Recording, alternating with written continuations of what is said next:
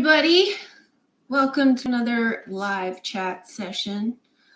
When you arrive, when you're here, let me know you're here so I know who's listening. Even if you can't participate in the chat, it'd be great to know you're here. For anybody who's new, you have to be a member for 5 minutes before you can comment, and just keep it nice and respectful of everybody else's opinions, please.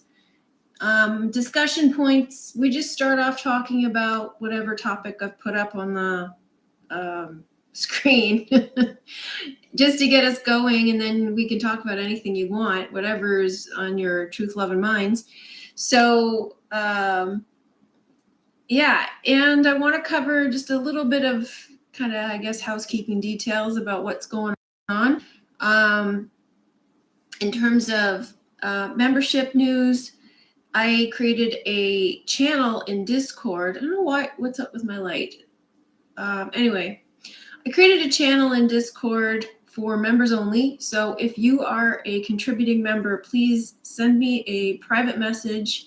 Let me know what your Discord handle is, if you were a member, so that I know how to connect the two to the membership, so I know who you are.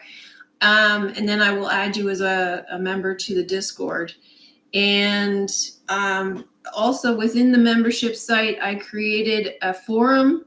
And so take a look in there for that. If you want to start discussions in there about anything, feel free. Yeah, and today I'm working on getting the newsletter out, and tomorrow Barbie will be released. So Barbie is going to be for devoted and committed members only, but I will put out a preview for infatuated members, and that will be released on my channel, I think in 3 weeks. So if you're looking to get your hands on the Barbie decode, that's going to be coming out tomorrow for devoted and committed members only. And then I'm going to be working on Oppenheimer. The Barbie decode is a lot of fun. I took a little different approach this time, but I think you're going to find it entertaining. I'm enjoying working on it. It's not my usual approach. Like, usually I go through and sort of break down everything in a very methodical way so that, left brain logical people can figure what I'm talking about, and right brain creative people, I can address them as well. And I usually put a summary at the end of my videos to put the whole story together. This time I'm just putting the whole story together. I'm not going through in meticulous detail, breaking things down. It's more creative, it's more fun, and a little bit more stylized, just because of the nature of the Barbie video itself. It's the Barbie movie itself. It's just a fun movie, and it deserved some playfulness, I think. So I hope you appreciate it. And again, look for that tomorrow. I still have some work to do, so it might come out later in the day. But if you are a member, please make sure that you check your email and that all of the emails you're getting from me are coming through. If they're not coming through, please message me. Email me and let me know, because I do send out notifications when I post new videos on the website. I send out a notification, and they go out on Mondays. So if you're not getting the emails, then check for exclusive videos on Mondays. And yeah, so there should be a new video every Monday. And then on my YouTube channel, I post those videos every Wednesday, but 3 weeks later. So that's how everything's working. And these videos right now are quite labor intensive. So the fact that I'm getting them out in a week is kind of mind-blowing to me. The next couple of videos that are coming out on my main channel, the Maui decode and Burning Man decode, are coming out soon. So this week is going to be, on Wednesday, is going to be the Maui decode, and it is quite a whopper. There's a lot in it, and it is intense, but there's a lot of really interesting stuff in there. Nobody knows. Hello, eternal being. Hi there. You're excited for the Barbie decode? I hope so. Leaves of Grass. Hi there. If you're not a member, you just go to my website. You can become a member. It's TrueLove.com/membership. You can preview some of the videos that are in the membership only site. There's a section there for showing all the videos with a preview, and then there's also additional snippets and clips and stuff that you can preview to have a look at what's in there. So, I mean, even just looking at that is worthwhile because there's quite a, significant chunk in there for some of the videos. Hello, Emily, Tammy, hi there. So, yeah, that's what's going on. And what else? Discord. We were having a lively chat. I noticed that there was a lively chat in there about the Sycamore Gap tree that fell. Maybe we can talk a bit about that later in this group, this discussion group. And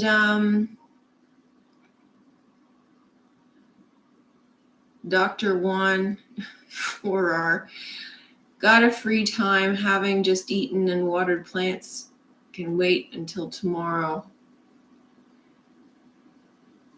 Great. So in the Discord group, there was a discussion going on about the Sycamore Gap tree that was cut down. I believe it was Thursday, and so there's some interesting decodes in there, and I'm going to write a little bit more about that in the newsletter today.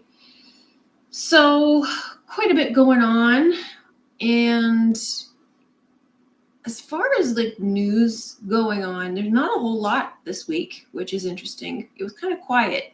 So last Sunday, one of you mentioned that you'd like to talk about the Anunnaki a bit more. So that's why I made it the subject today. Thought we would start off with that. And I tied it with Free Guy because Free Guy is one of the films I decoded. It's on my website. It's one of the videos that's available to devoted and committed members. But it is the perfect presentation, I think, is a perfect presentation of the story of the Anunnaki, the creation story of the Anunnaki, but also I think the Atrahasis and the Anunnaki creation story. There's aspects of both in there. I'm just listening while decorating. Hello, Apotheosis. I'd like to hear more about Enki as well. Who is he? Government agreed zero spending caps until 2025. Anunnaki, or is it a play on words? And you are key?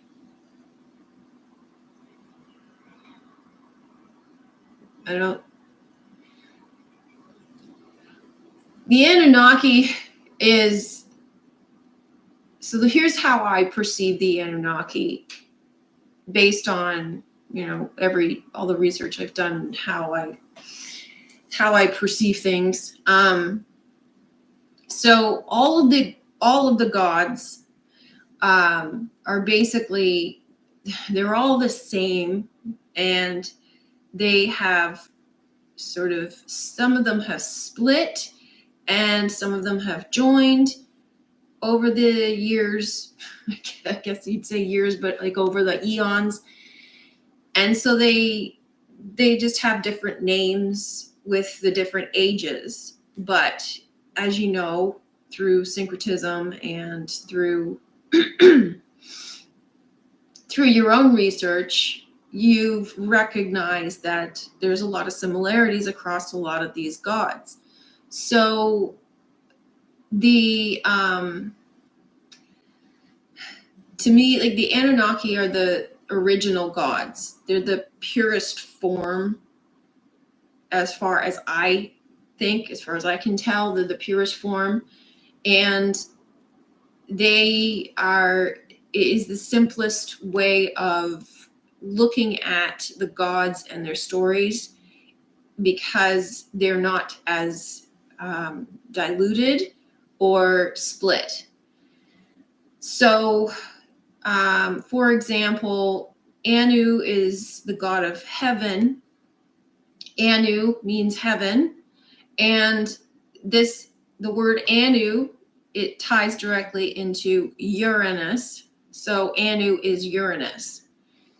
And then there's Enki and Enlil, and depending on how you look at or what you're looking at in terms of your research, there's different ways of explaining these sorts of things, because in some cases they're brothers, they're half brothers, or they're not even related.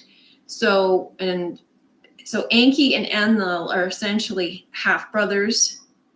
They represent the two hemispheres of the brain, the warring opposites. So when you look at things like the serpent versus the eagle, Enki represents the serpent, so Eastern wisdom, and Enlil represents the Western, or the sort of warring logical side.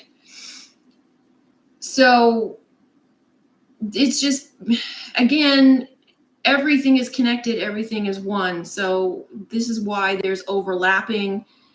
You'll come across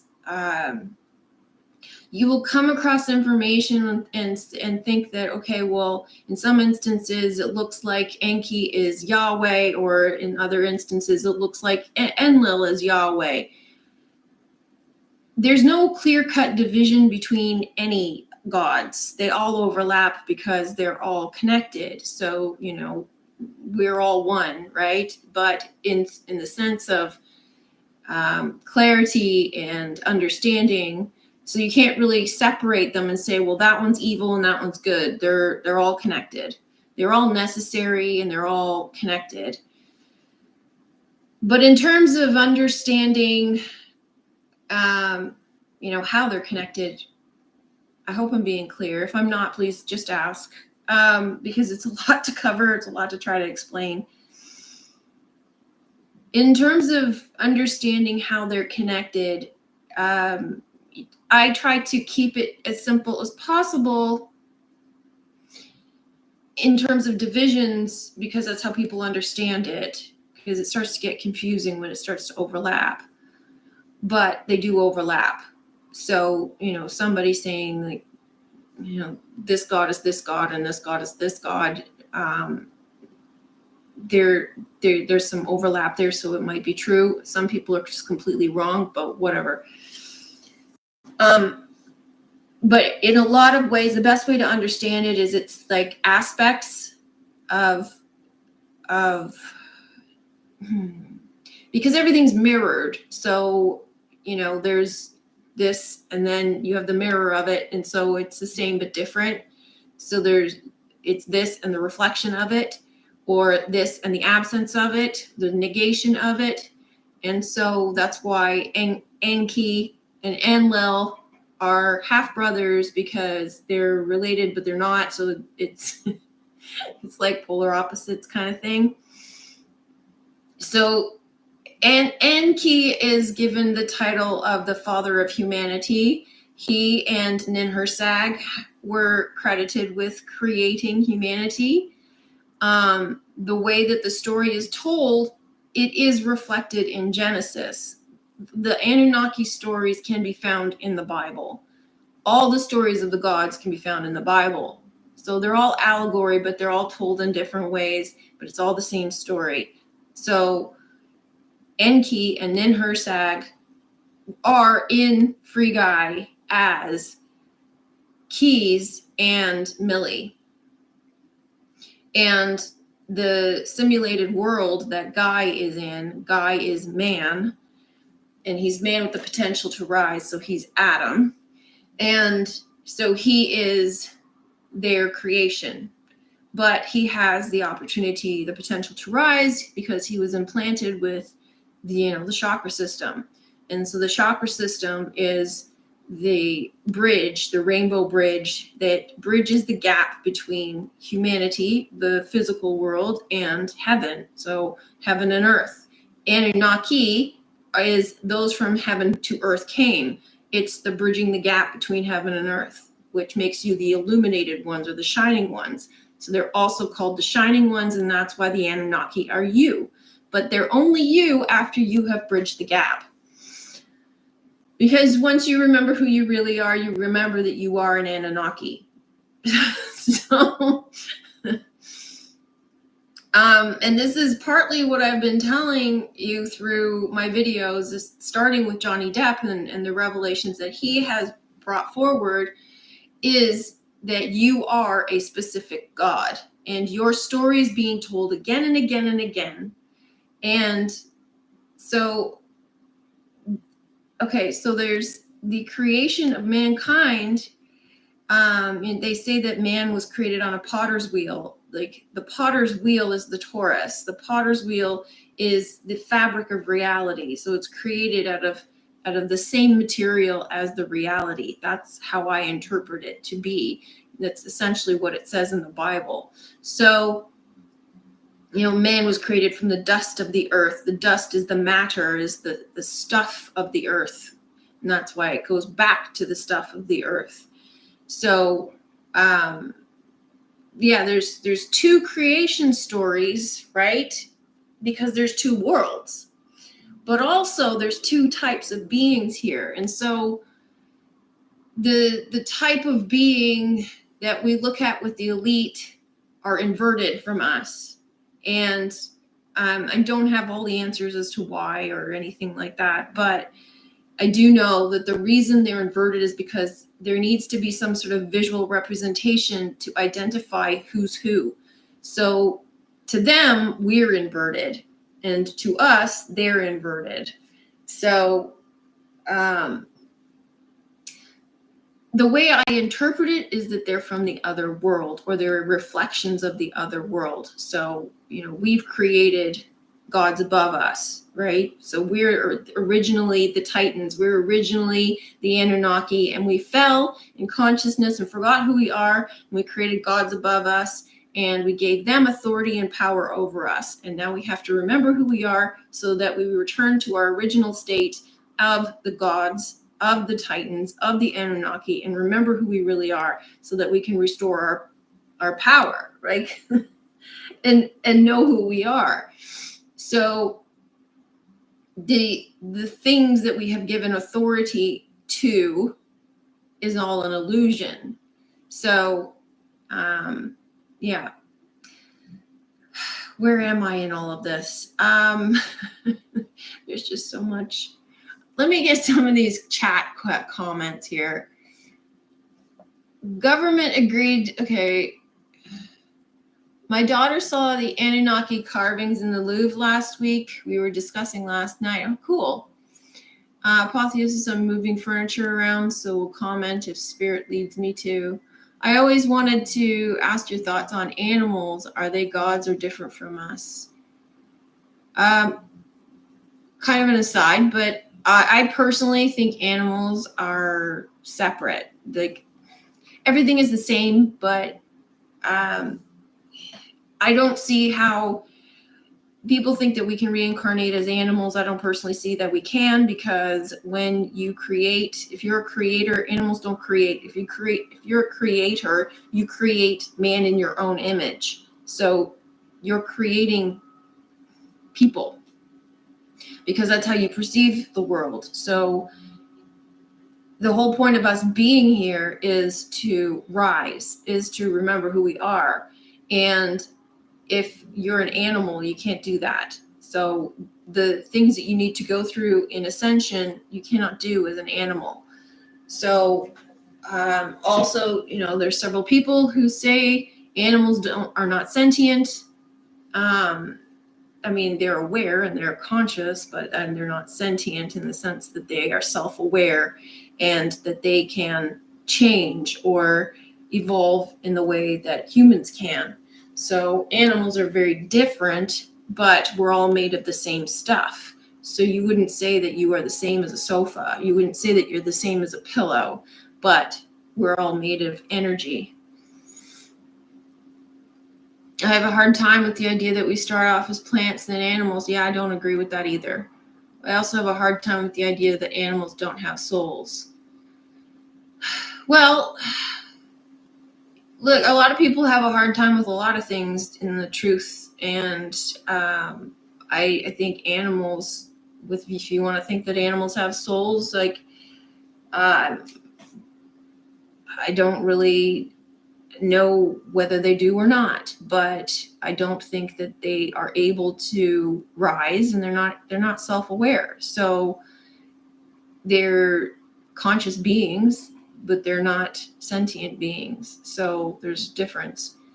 But there's a lot of things in truth that a lot of people don't want to believe because they have a hard time believing it. They don't want to believe it. That doesn't make it any less true. So doesn't, just because, let's say, for example, the animals don't have a soul, if that's the case, it doesn't mean that you can't treat them any differently, or that you should treat them any differently. If you love animals, you can still love animals. You can still treat them well. There's no reason not to. I've checked in with my cat, and she assures me that she's a god. Okay, good. Clay, earth, the physical body is often referred to as being earth, which is a portal, the universe, you-inverse.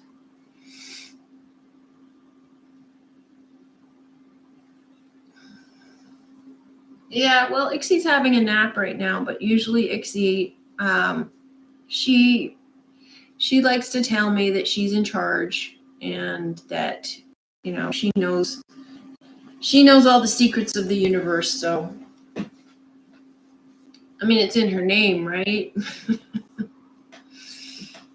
So,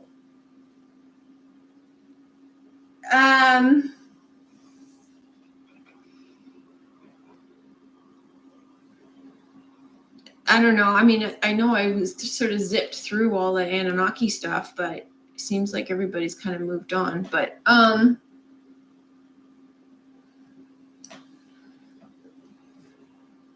let me just try and see if there's anything else with regards to the Anunnaki. I mean, there's a channel that I listen to called Spirit of God. I'm going to be linking to it in the newsletter. And he does a good job of showing the connections between the Bible and the Anunnaki creation stories, the tablets. One of the things in Free Guy is they're looking for control. They're trying to get back control of the original code within the game. And so the code within the game is like the subconscious. It's like also the tablets of destiny that the Anunnaki have. And so the story is very, very well retold in Free Guy. And I don't even think that the filmmakers are aware of it. I think I left a Twitter comment for one of the filmmakers about it, and I never got a comment back or anything.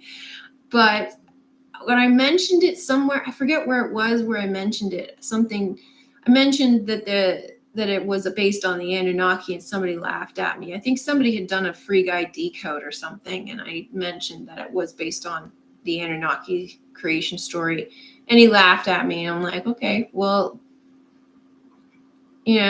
so even if you look at it, unless you understand how to read Allegory, you probably won't see it because you'll be looking at things too literally. Yes, the Anunnaki is in the Bible because, so my interpretation is that Enki is Jesus, and he's also, and Enlil is Yahweh. So Yahweh is the god of thunder. He's also, in my mind, he's Zeus. And Enki is Mercury, and Mercury is a much more powerful god than he's given credit for. So is Venus. So the thing that bothers me, it's like, I mean, these gods have been deliberately kind of diminished because of the fact that we've fallen and forgotten. And so we've given Zeus a lot of power because of that. And there's nothing evil about Zeus. It's just that's what we have done. And there's nothing evil about any of them. There's some who just have, like, they all have negative and positive aspects. And so, yeah, like there's a lot of overlap. Amorites are most likely direct descendants of the Anunnaki.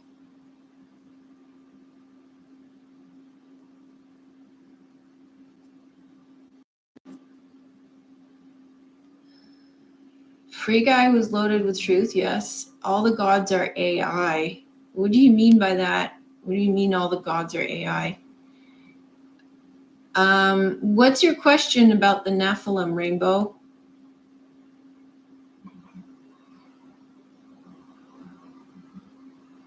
So here's the thing that I like. It's kind of difficult to wrap your head around. It's like I've said it many times though, but like, you are a god and you relive your story again and again and again in different forms. So, but it's not as literal as the stories will tell you. So if you're, let's say your archetype is Enlil, and how do I explain this? You might see your story played out again and again as Yahweh in the Bible, or you might see it played out as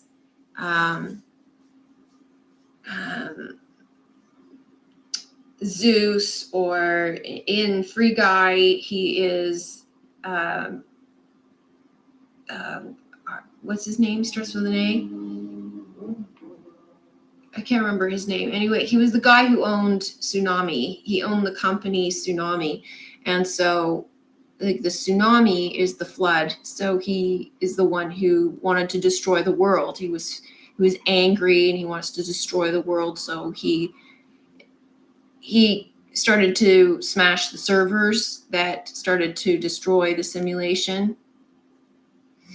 And in the end, they the two gods from the real world, Keys and Millie, they gave the hero in the story, who was the Adam character, who was Ryan Reynolds, or Guy, they gave him the ability to save the rest of his people by finding the center, by finding the core.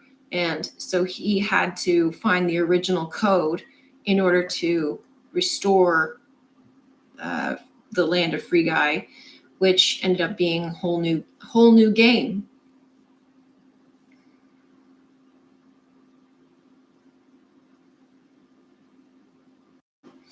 It's both literal and allegorical.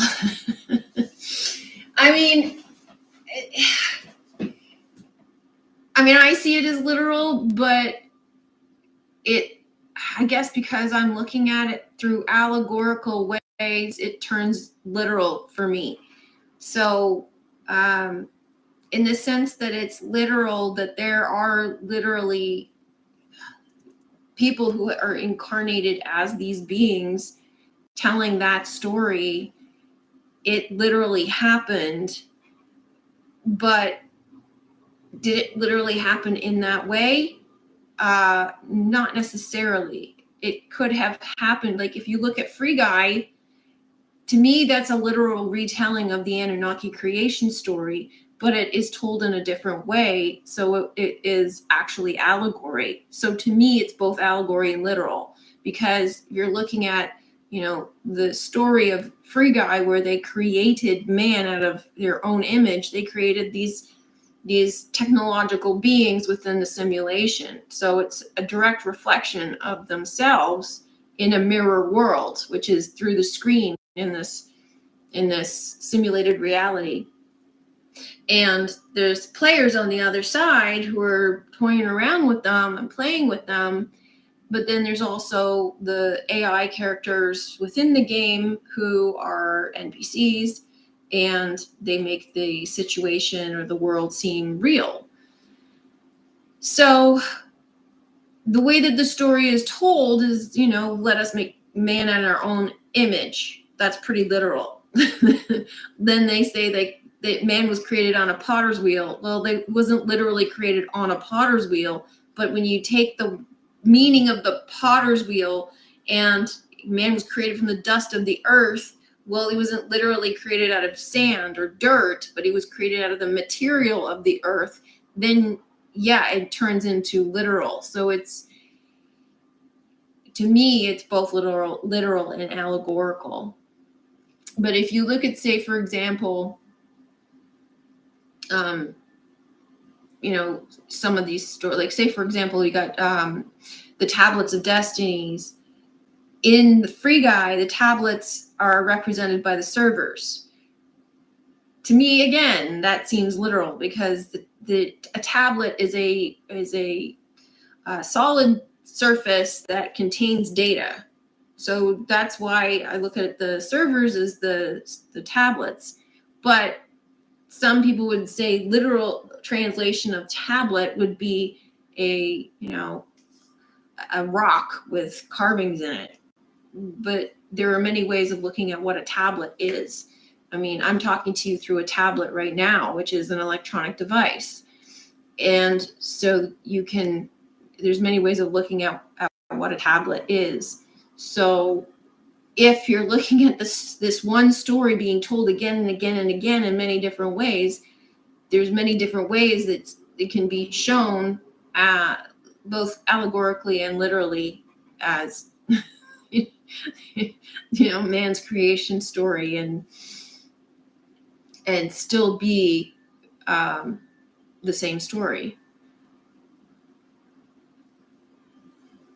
The Sumerian Anunnaki carvings show a winged man holding a handbag and a pine cone. The handbag could be the water-carrying aspect of Aquarius. The wings show the air sign. The pine cone is the pineal, knowing. Aquarius being I know, just a theory.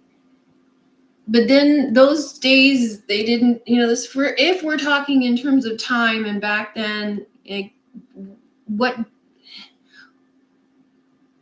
Aquarius is something that we're going through at the moment. So I don't think that it is Aquarius, but it could be. But yeah, like the pine cone is the pineal and knowing, and controlling the knowing, because it's in his hand. So he has power over the knowing, over the knowledge. And I honestly don't know what the handbag means. It's not a handbag, but I know what you're talking about, and everybody talks about it as a handbag. But yeah, I don't. So it could be this, because it's all symbolic, right? So like the wings represent, you get your wings, right? Red Bull gives you wings. So like the whole process of ascension is about getting your wings. You rise into the higher consciousness, and so that gives you wings. You are in Christ consciousness. Your two hemispheres of the brain are connected. So that's getting your wings. If you have control of your pineal, then it's in your hand. You're in control. You are the God. If you look at the handbag in terms of a basket, because a basket represents the Merkaba, which is the vehicle that helps you to ascend. So the Merkaba is within your cerebral spinal fluid. It carries the spirit to the head. So maybe that's what it's symbolic of, is the basket and the pineal, because you need to have both in order to get your wings.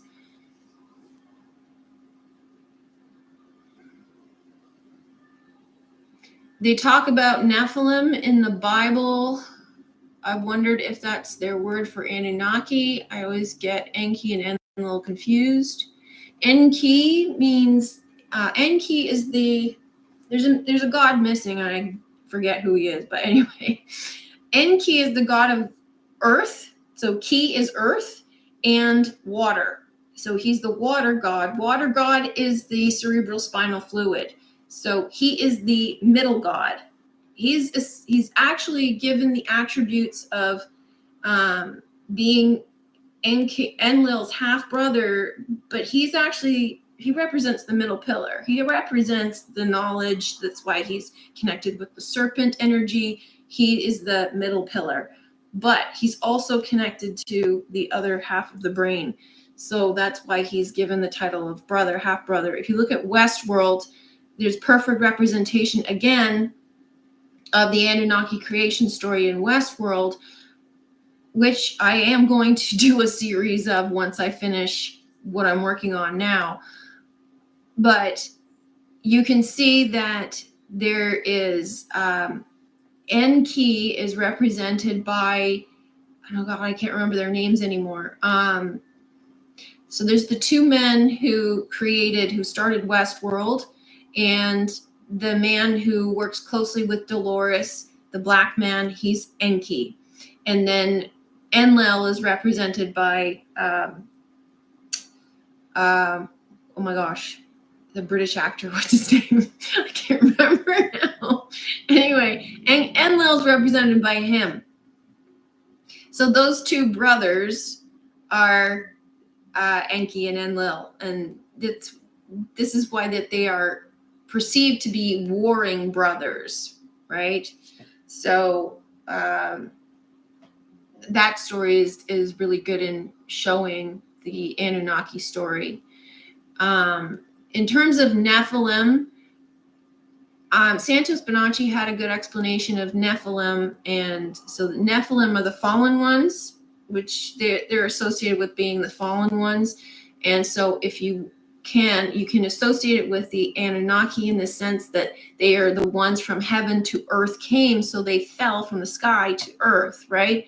So we fell.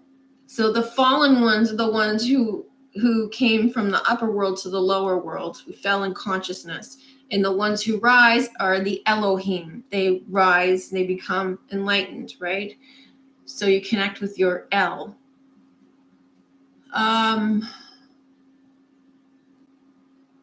If one does the inner work purifying the mind, one will become like the Anunnaki Elohim, the Watchers. Yeah, so thank you, Apotheosis.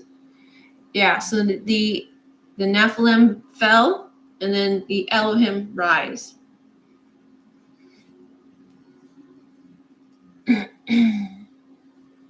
Jason Mills, hello. Haven't seen you in a while. Antoine Hovacek, the ruthless and narcissistic founder and CEO of Tsunami Studios. Oh, thank you, Antoine. Yeah, that's his name. His name's Antoine. Yeah, he's perceived as evil sometimes, but then so is the other side. So sometimes you will see the reverse, but it depends on your perspective. So, like we're talking about the good and evil last time, and how there is no good and evil because it all depends on perspective and perception. And so I was listening to a video this morning, and even though it's a truth channel, depending on your perspective, if you are trying to tell someone the truth and they firmly believe this, and you're trying to tell them this, even though this is the truth and this is the lie, and the lie let's say the lie is evil, and the truth is perceived to be evil to the person who believes the lie, because you're trying to disrupt their perception of reality. So this person who has the truth is then perceived to be the Satan, which is the adversary. So this person might be believing the lie. You're trying to tell them the truth. You're perceived as the Satan or the Antichrist or whatever they label that they want to give you, because you are trying to destroy their or disrupt their perception of the world. And they will make you the enemy rather than trying to understand what you're saying. And that's really what all of this sort of good versus bad warring situation is all about. So Enki is the savior. He is the savior of humanity. He is also known as Prometheus. He is also known as Mercury. He is also known as the divine messenger. He is also Jesus. So he is all of these beings and more. The tablet could be the hardest pill to swallow for the literalists and materialists. Could be, yeah. The handbag contains the tablet. Could you explain that a little bit more? I had a dream last night that I rescued this beautiful turtle. It was injured, and when I was checking it for injuries, I saw it had these beautiful wings tucked into his shell. I kept trying to tell the doctor to look at his wings, and the doctor couldn't see them. Interesting synchronicity that you're talking about wings today in the live. I woke up this morning trying to figure out what this dream meant. So yeah, like turtle is symbolic of the Taurus. It's also a reptile. So the Anunnaki are associated with being reptilian. Reptilian is tied to illumination. Alligator, Elohim, illuminate. So it's all tied to ascension. Anthony Hopkins, thank you. Everybody with the Anthony Hopkins. Is that the goal, to be the Elohim? Pretty much, yeah. I mean, you already are. You just have to remember. Rainblaze, Test, hello. Erica, Todden, just stepping in. Hi there. Got a couple new people. Welcome. You're welcome, Rainbow. Heard the other day, Turtle Island.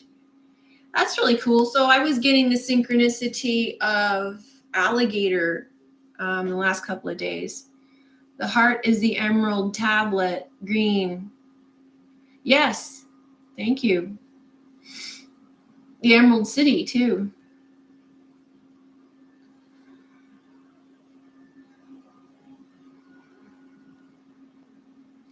Yeah.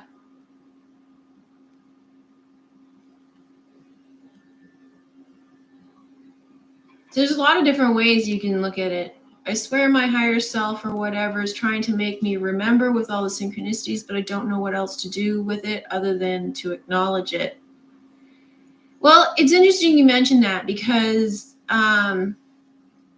here's what I'm noticing. I'm noticing more and more that people are starting to see the patterns in their own life. They're starting to see how street theater is showing up in their experience. And if you're able to decode it, like I do, when I show you, not just like through the media, but also through street theater that happens to me.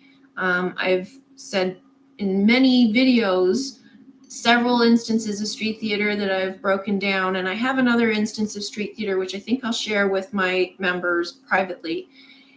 Because I think it's interesting to show how street theater shows up in your real life, and to break it down and understand what it's telling you, because it helps you on your ascension path.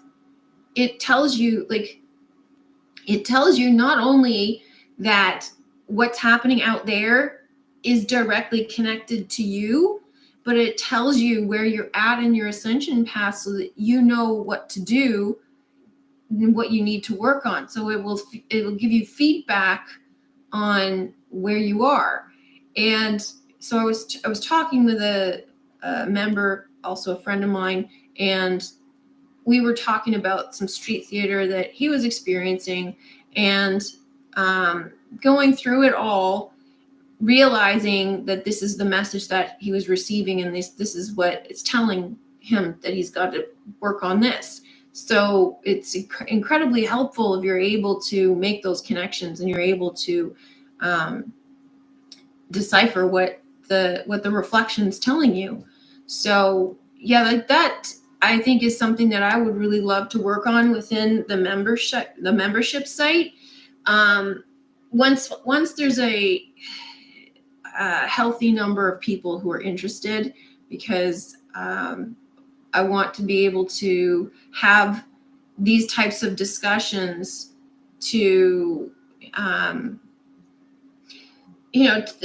of like a workshopping situation, I guess, but it's just more of a like one-on-one discussion, and more personalized discussion of what we're going through and what we're experiencing, and synchronicities and messages and street theater, and deciphering what's going on with our own experiences.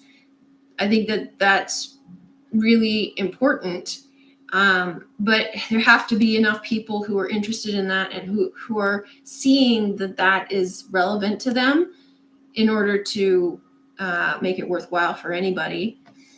So if that's something you're interested in, please let me know. Starshine, hello, welcome. Tammy, same with me.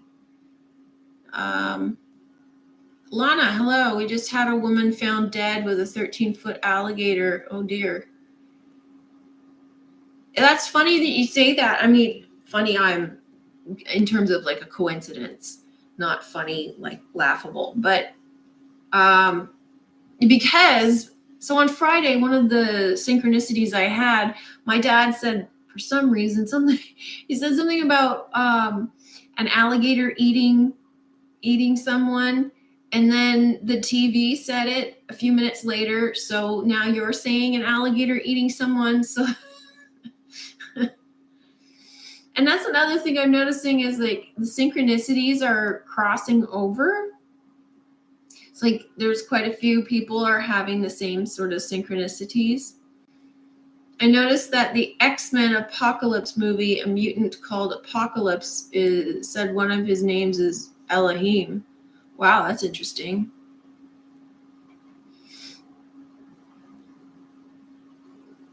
Adam, I recommend the membership. Thank you, Adam. I recommend it too. I mean, the Barbie decode that's coming out, and then the Oppenheimer decode. I mean, there's some good stuff coming, and I'm really excited about the people who are participating in the membership, because I'm really getting to know some of you better, and it's such a joy. It's such a pleasure to get to know you better, and I'm looking forward to finding ways to strengthen that opportunity in the membership on the website.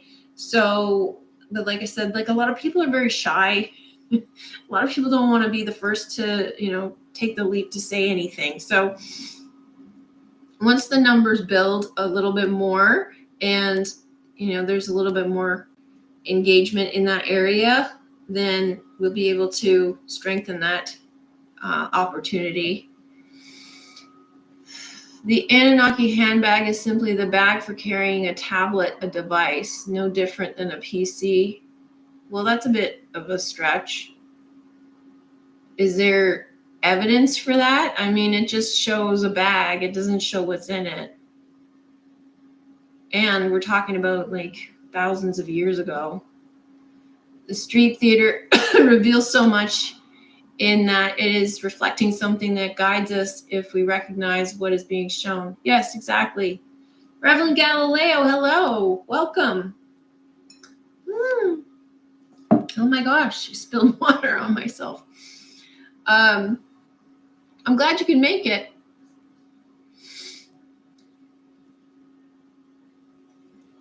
Well, it's interesting. I've noticed too, like these movies that are coming out, they seem to be more and more obvious. And I don't think it's just me. I don't think it's just like because we know what's going on and we recognize what's going on and we were able to see. I don't think that it's just more obvious to us. I think that they're actually making movies that are more obvious. Like to me, Don't Worry Darling was pretty obvious. Free Guy's pretty obvious. Barbie also was pretty obvious. Oppenheimer, like they're in your face obvious. And I mean, yeah, like I can look back on other films in the past, but I do think that lately these movies, the way they're being told and what they're saying to us are a lot more obvious than they have been in the past. But then, you know, I think about Metropolis, and that was pretty obvious too.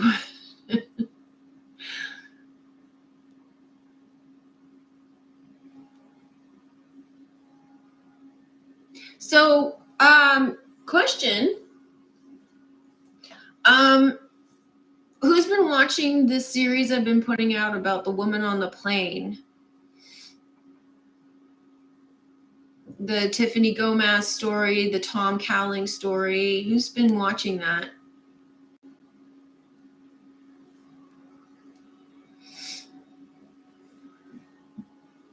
Tammy?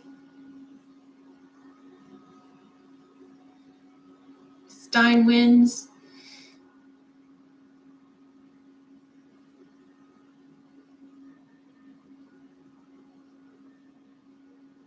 Adam, Reverend Galileo?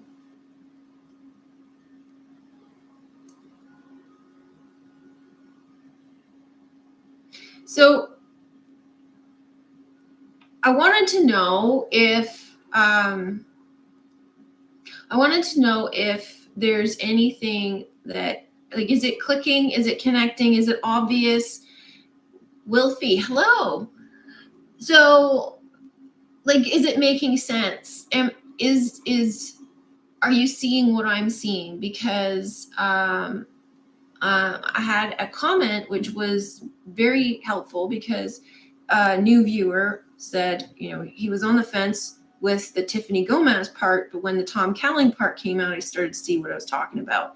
And so I just wanted to know, is it clicking with you? Are you seeing what I'm seeing? And is it making sense to you? Is there something, like, if there's people who aren't getting it, Jake, please tell me, because I'd like to know. But it feels relevant for sure. Rainbow, Starshine, me as well. Did it to me, actually blew my mind. Personal connection to me is crazy. Yeah. Either that or they're messing with us and this is some weird game.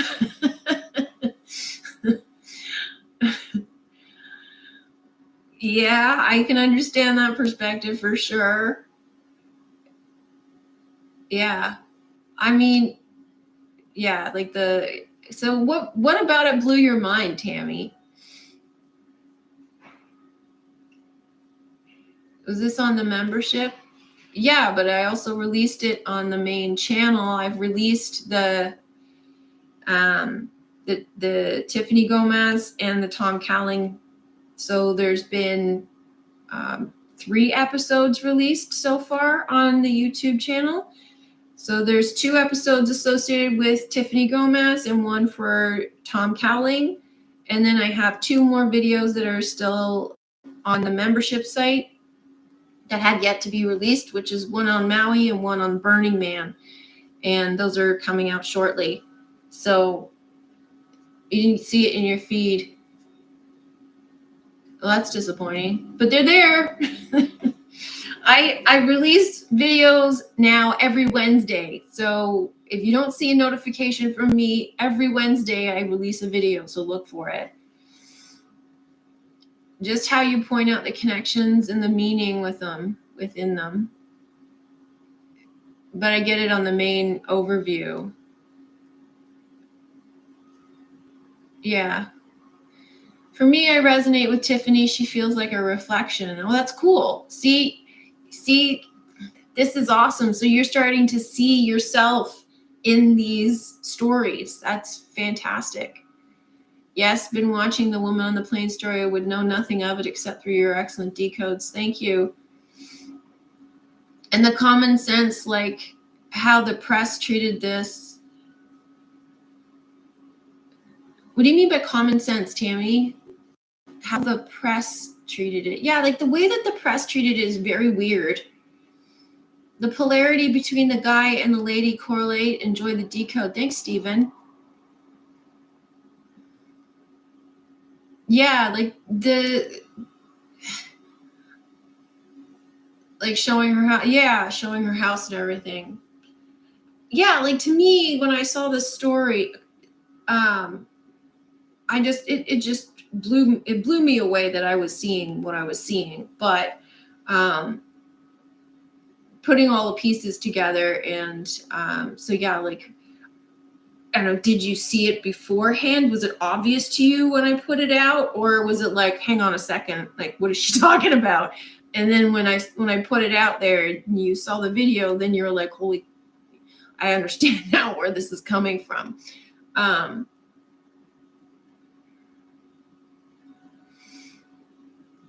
What did you think to the latest Halloween Instagram story posted from Tiffany?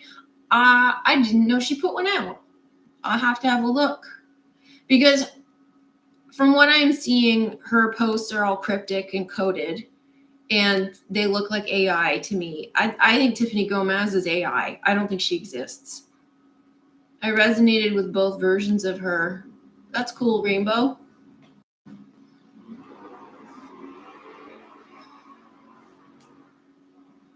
And I mean, to think that all of that whole story is just AI.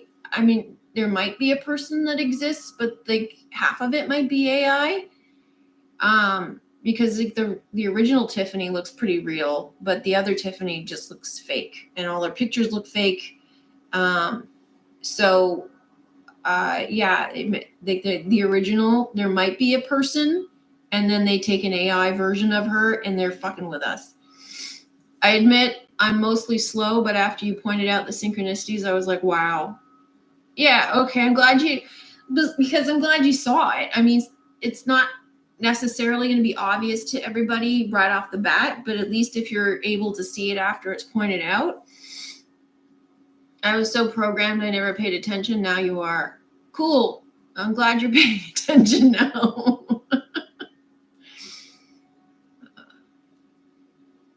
So what was on the Halloween post? I don't know if you were able to explain it, because you can't share pictures, but I could have a look.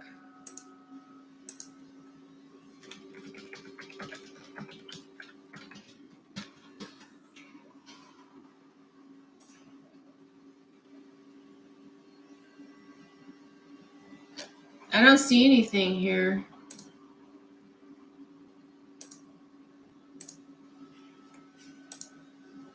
I don't see anything on our Instagram. Was it on Twitter or something?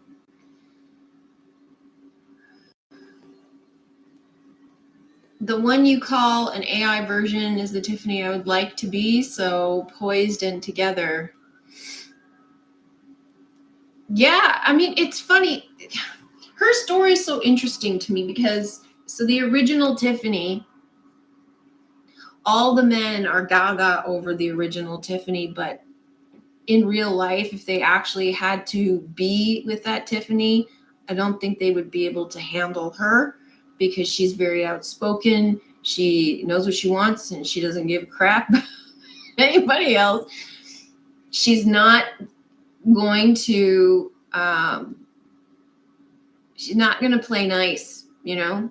I mean, I don't think that she's not mean. I wouldn't say she's mean. I'd say she's just, I know what I want and that's what I'm going to do.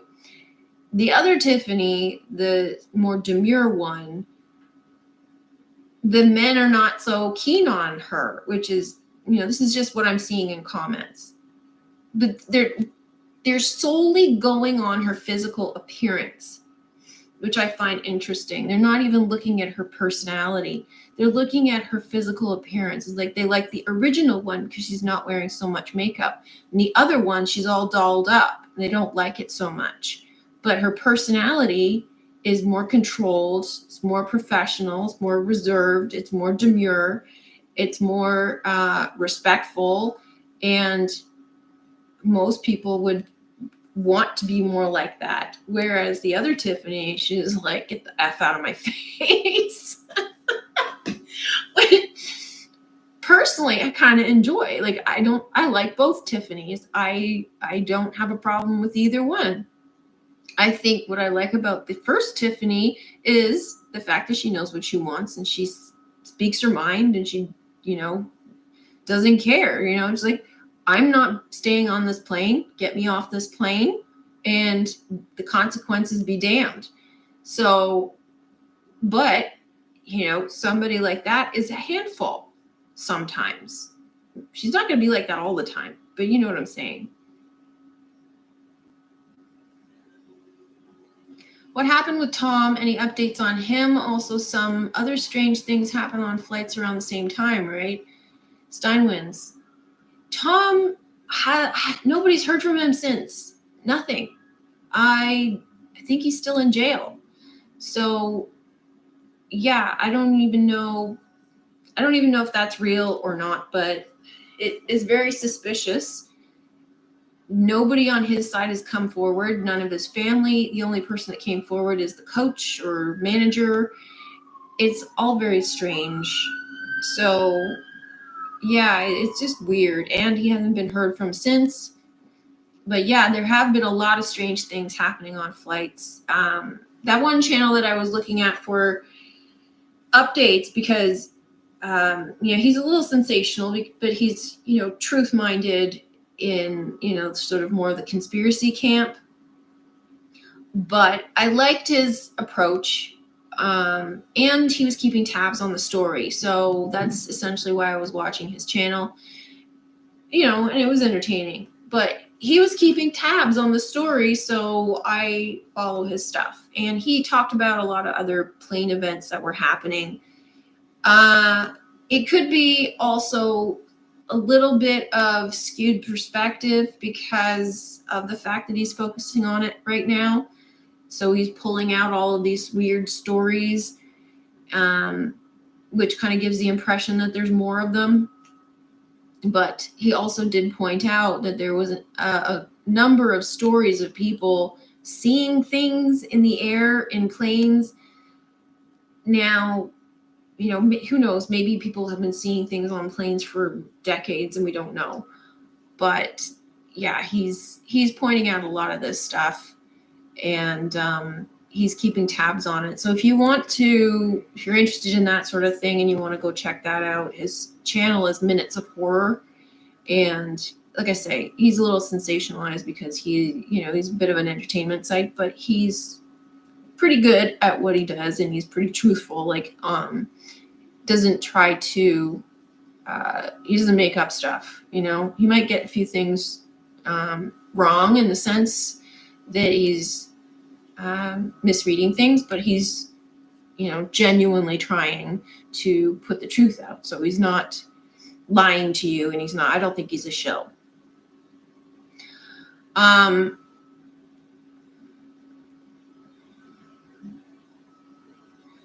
I guarantee a lot of people pay no attention to the difference. Yeah. I ran outside looking for the law.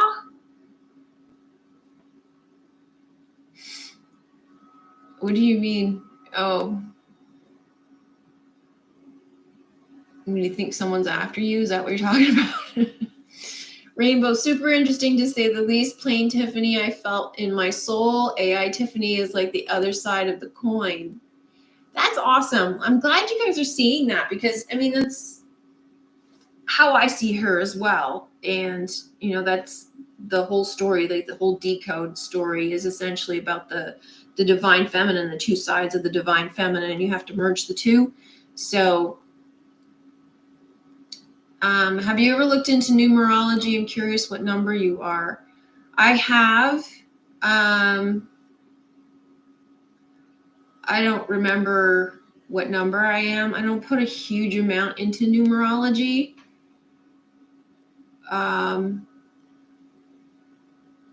But there's quite a few little like numbers that I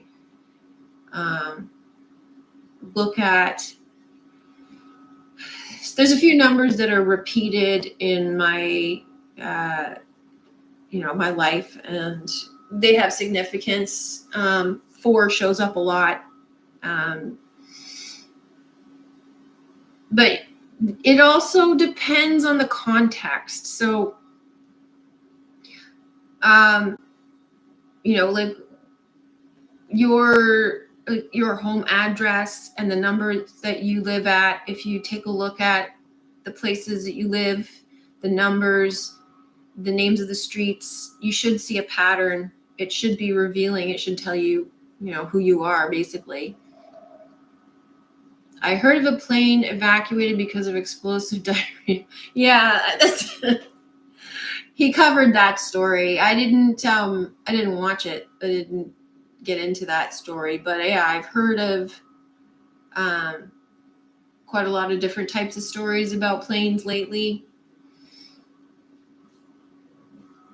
There's something to it. Not trying to go off topic, though. I'm enjoying the conversation.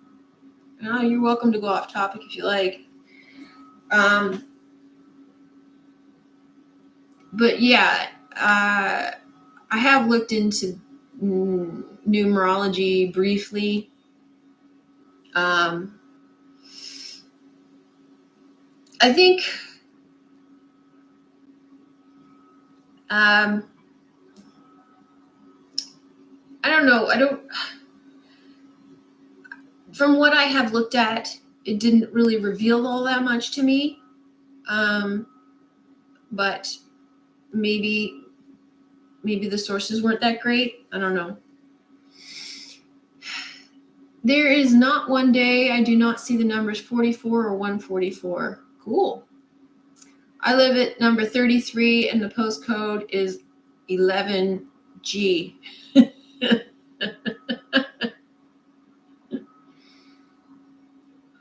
I saw that. I'm glad a lot of people of that person give that person compassion instead of making fun of them. How embarrassing that must have been if it's a real person. But yeah, I mean,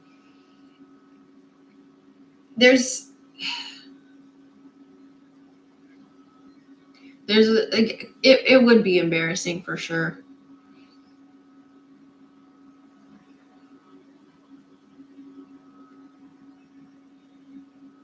Oh, you had sirens. Oh, okay.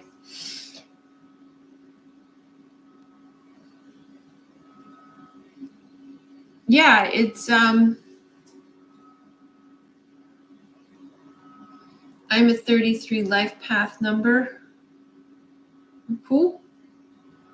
So what does that tell you about your story? It's supposed to be a master number. So not all 33s are masters. Well, so what I've noticed with a lot of those types of explanations is, like, especially with like angel numbers and numerology, is their explanation for what the numbers mean are very different from explanations from a mystical perspective, like from mysticism or biblical explanations, even Freemasonic explanations. Numbers have multiple meanings, and so yeah, it's not necessarily wrong, but you have to find a very reliable source to get a proper interpretation, I've found anyway, which is why I don't really put much stock in numerology, and I don't put much stock in things like angel numbers. I focus more on biblical and mystic and going to even astrological and in some cases like how they're tied to the zodiac and the letters and the numbers and all of that sort of thing. That to me has more solidity. If you're seeing 33, Christ is in the house. The mind. Let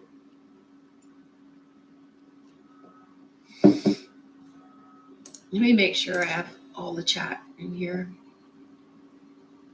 The Sycamore Gap story was fascinating. Yeah. Anybody here following the Sycamore Gap story and want to talk about it? So you're talking about 33. What does that say to you? What does it mean to you if your life path number is 33?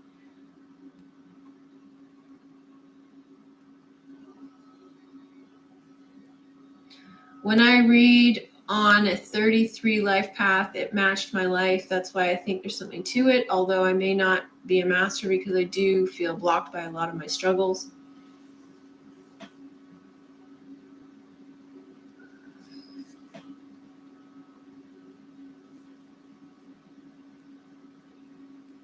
So is this number, I don't even know where to begin. It's like, because sometimes like these numbers, they come from like you break down your name or your birth date or for different kinds of numbers. So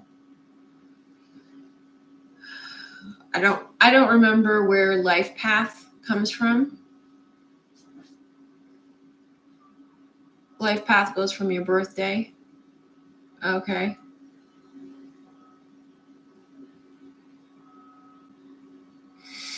I noticed a comment that said the tree was cut by a professional tree surgeon by the look of the cut.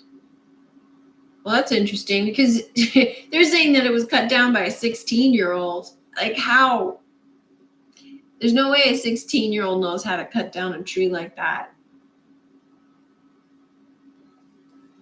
And it's not easy to cut down a tree. Like a big tree, it wasn't huge, but it was a fair-sized tree. But it isn't easy to cut a tree down. I mean, it's kind of dangerous. First of all, that tree seemed to be out in the middle of nowhere, so you have to carry a chainsaw with you. Looked like it was cut down by a chainsaw, and it looked like it was cut quite like straight through. And there's, from what I understand from watching, limited videos of, on Chateau Diaries, they have a tree guy there. And they show him cutting down trees all the time. So you kind of need to know how to do it. And to just sort of take a chainsaw and hack at it and trust that it's going to fall the right way and not land on top of you is dangerous. But what do I know? Numerology, there are a myriad of numbers that have a significant impact on your life, but the most important and influential number in your personal numerology is your life path number.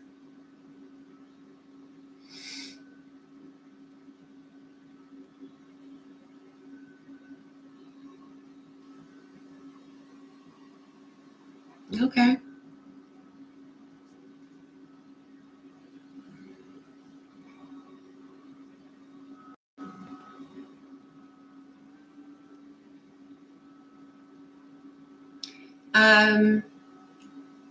Sycamore also means fig, referred to in the Bible. The head of the tree fell the Scottish side of Hadrian's Wall.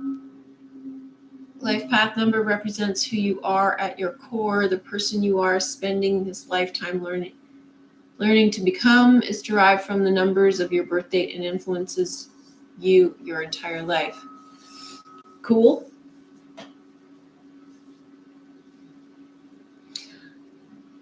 Adam, apparently another young lad has planted another baby sycamore professionally next to where it fell. The cycle of birth and death.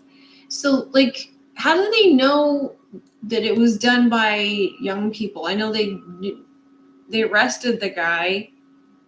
Yeah, the comment also said it was very unlikely cut by a 16-year-old. Like, they already have him in custody. They arrested him, but like,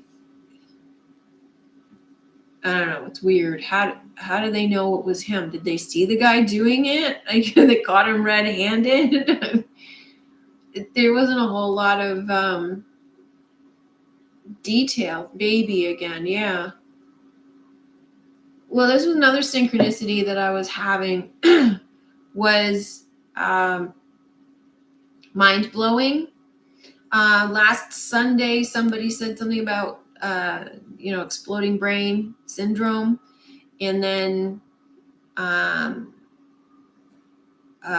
friend of mine and I were talking, and we had synchronicities of light pollution, and then that came up a few times. So anyway, on Friday, I went to my parents, and I didn't even say anything. So this was the day of the full moon. We had a beautiful full moon, and I didn't even say anything. And the television said, mind-blowing.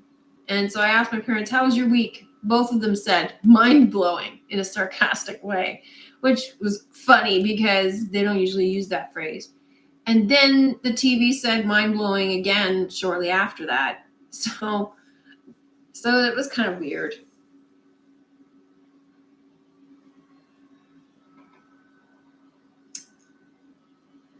They're moving the newly planted tree as they have concerns that the roots may disturb the wall. Really? Even though the tree was there for 200 years, now they've got issues with it? That exploding brain syndrome kept coming to mind all week since someone brought it up. Interesting. For you too. Okay. The tree was cut, but to kill a tree, you need to get to the roots. So the original should grow back, I think. It's funny how they keep saying that the tree's not dead. And there's kind of a similar message about Maui. There was a message from Stevie Nicks who said that Maui's not gone, it's just away. It was copiced.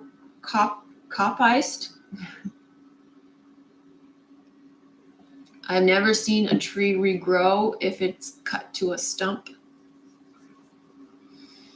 Yeah, I usually when you cut a tree to a stump, it's done. But I don't know, maybe a sprout could come out of it. Oh, that was another name of somebody in the story. His name was Sprout, Sproat, which is connected to sprout. And so they were talking about the tree and the fact that it could regrow, and the guy's name was Sprout, basically. Yeah, they do. They sprout. So yeah, like you've got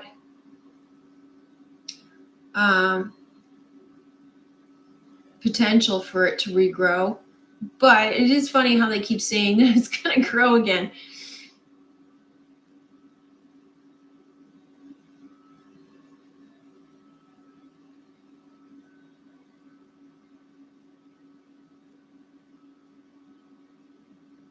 Learn something new every day. Yeah.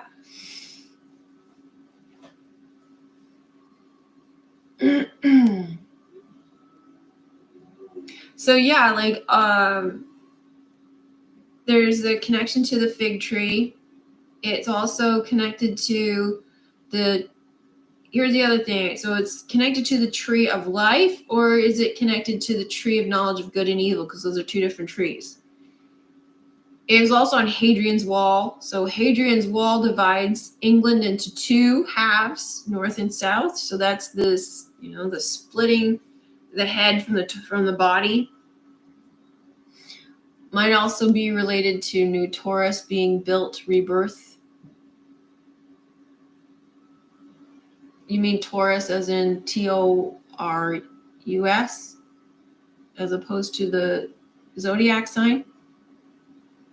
Some trees do regrow from the stump. The sycamore story seems to be suggesting to get to the root. Kundalini reference. Perhaps, yeah.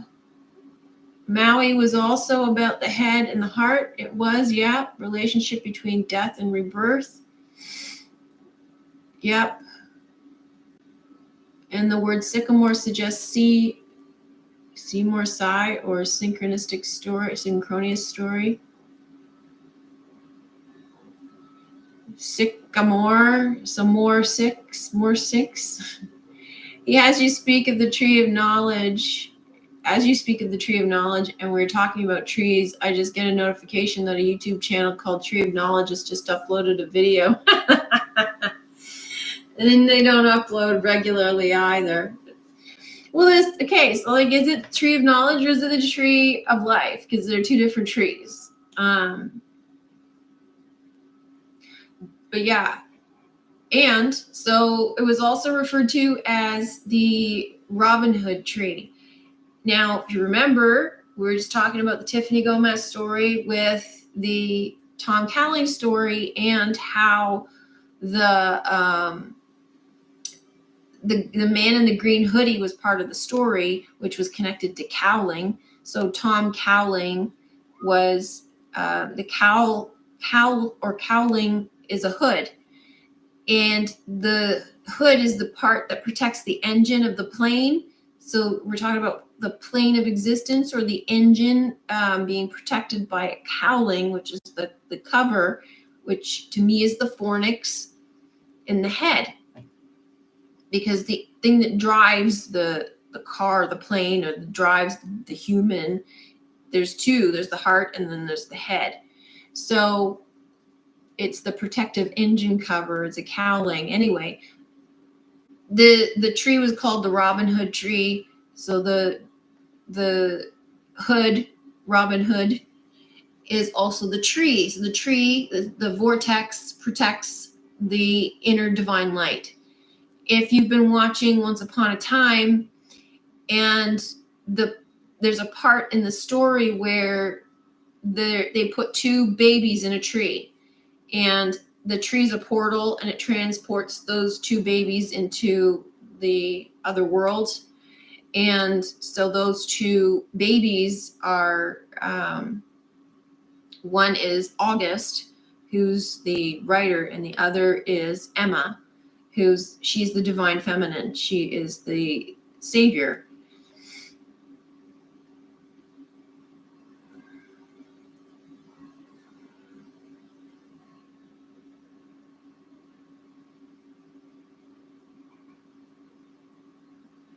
Seek amore, seek love. I love that, Emily. That's a good connection. I'd relate it to the tree of knowledge, a new knowing. Could be. Because to me, like, the tree of knowledge of good and evil is about the duality. And so is it the tree of knowledge of good and evil, or is it the tree of life is the center, is the middle? That's what we have to return to. Rainbow Warrior, when I think of cowling, I think of those shirts called Cowl's Neck. Yeah, there's that too. Brilliant, Emily. Seek more, seek love, makes perfect sense. Yeah, and it's also in the gap. So the gap is the middle, right? Mind the gap. Tiffany Gomez Halloween Instagram story is still there. Not a post, a story. Okay, I don't know. I don't know where the story is. A lot of black and white colors, duality, a black ghoul, and a coffin with RIP. Okay. I don't know. I went to her page. I guess I don't know how to find stories. I don't have enough characters for biblical references. What do you mean you don't have enough characters? I don't have enough characters for biblical references. It's between the mounds, the pillars. The story is on the profile picture. Okay. I'll take a look later. Isn't the tree of knowledge in the middle of the Garden of Eden? Anyone know?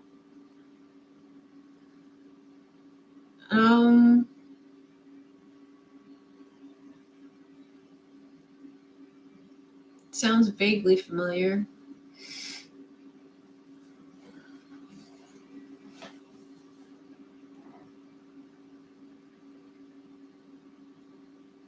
Hey, Trixie. Oh, the biblical reference for the fig tree is too long for the comments. Okay. Yeah, so like the fig tree was what they used, what Adam and Eve used to cover themselves up. So there was also mention of something to do with not having fruit, not generating fruit. Fruit is like the product or the result. So the fig tree, like something that covers you, using it to cover you, could be like a mask, could be the body. It could be what you pretend to be. It could be the physical body. Jesus says, if it doesn't bear fruit, then cut it down. Yeah. It just says the one tree they weren't supposed to touch or they will die. That's messed up. Well, here's a theory. What if it represents like the human physical form? Because you look at the male and female in Once Upon a Time were put inside a tree. Tree is also Tori or Taurus, but the tree is like the trunk of the tree is the vortex. So they were put inside the tree. We are inside a tree. We are said to have been trees, so it's the same sort of thing. And so if you cut down the tree, if they're not producing fruit, you cut down the tree, you're getting rid of the physical form, losing the flesh. It could be connected to that.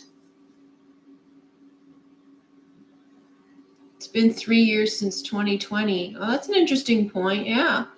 Jesus said, if it doesn't bear fruit after 3 years, cut it down. It's been 3 years since 2020. So if we're looking at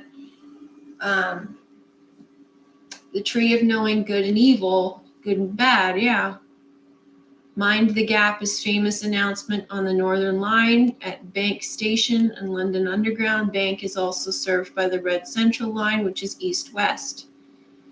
Bank is also where you store your gold, and Bank is also at the edge of a river. So you store your gold in the fornix at the edge of the river, which is at the top of the head, where the cerebrospinal fluid, the water, comes to Bank. Mind the gap. This is the gap. The tree is the spine. Yep. The tree represents life, the connection between earth and heaven. The tree has the potential to bear the fruit. Yep. It's also the chakra system is on the tree too. So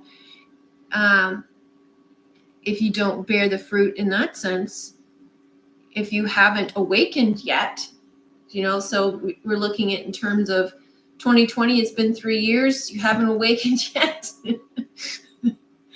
How I gathered it was we were immortal humans until we opened Pandora's box, and now we have to endure pain and physical death. You could look at it that way if you want, yeah. You can also look at it as wanting to experience mortality, human life, creating a scenario where it's temporary as opposed to what we had before, which was immortality, which is what we're returning to, which is why we forgot ourselves, because we wanted to play here. And in order to do that, you had to forget that you were immortal. You had to forget who you are. Otherwise, it's not much fun, because you know that you're just playing, and you don't get the full experience of being mortal if you remember that you are immortal. So it's the same sort of thing, just a different explanation. Adam, the sergeant in charge of the case, like another story of the head and the heart, is called Rebecca, which derives from ford, a bridge between waters. Rebecca is also bind or bond. Another device is called warring, warning, warring. Yeah, there's a lot in that. There's also 1991 was the year that the Robin Hood movie was filmed, or came out. That's the year it came out. So, okay, so this is interesting. So the Robin Hood movie came out in 1991, and that was connected to the Robin Hood tree, and they filmed in that location with the tree in the background. And they mentioned this in the story, in the news story. So then you have what seems unrelated is Britney Spears dancing with knives. Nobody knows sent this to me. And it was just so weird. But so she's dancing with knives, and knives cut, so cutting the tree. And Adam pointed out that it looks like, well, nobody knows as well, pointed out that it looks like Kali Yuga, or Kali, the Hindu god.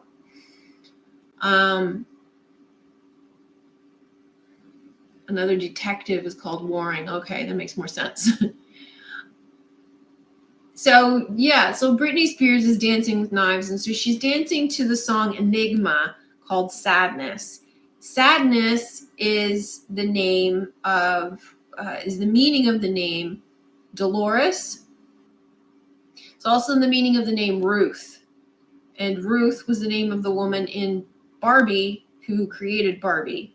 So sadness can also be sadness from heartbreak. And this world is created out of heartbreak. So that also can be connected to the end of the world, death and rebirth. The world's coming to an end and the new story takes its place. And in the story of creation, or Adam and Eve, the world comes to an end and there's only two people left, and they start the whole world all over again.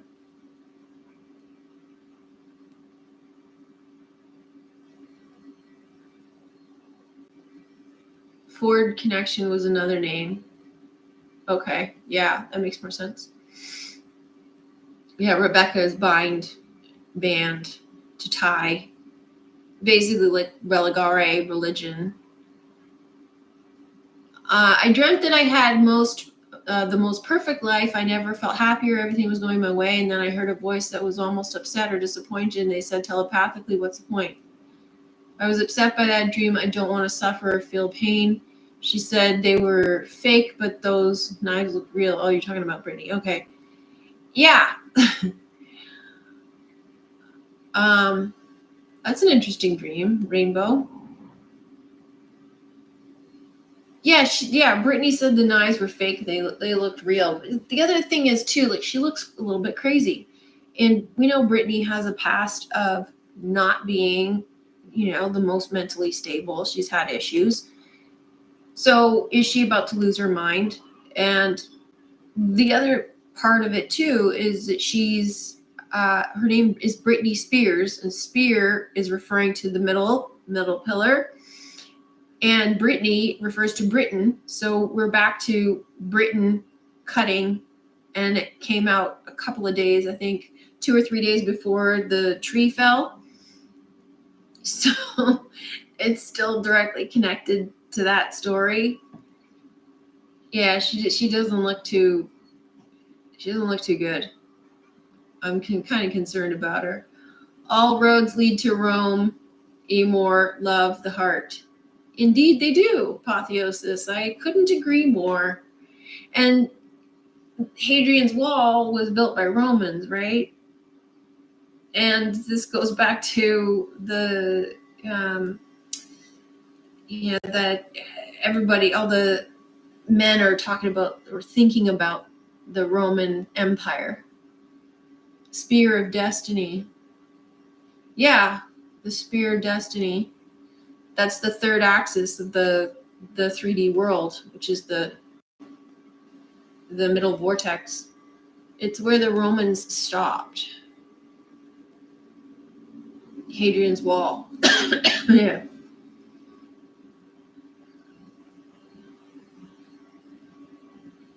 Yeah, so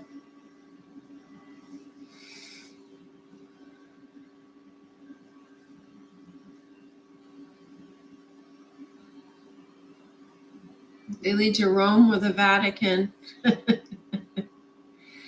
Well, the Vatican is a physical, it's a physical representation of what's within. So that's why the Sistine Chapel has the painting of the hand of God, the finger of God touching the finger of Adam, because that is the representation of the human body. It's the temple.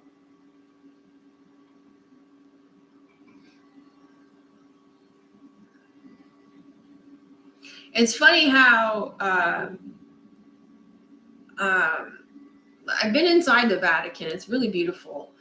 And, there's that famous sculpture. Is this sculpture? I guess it's a sculpture of what looks like a big portal with like dead sheep or something and angels and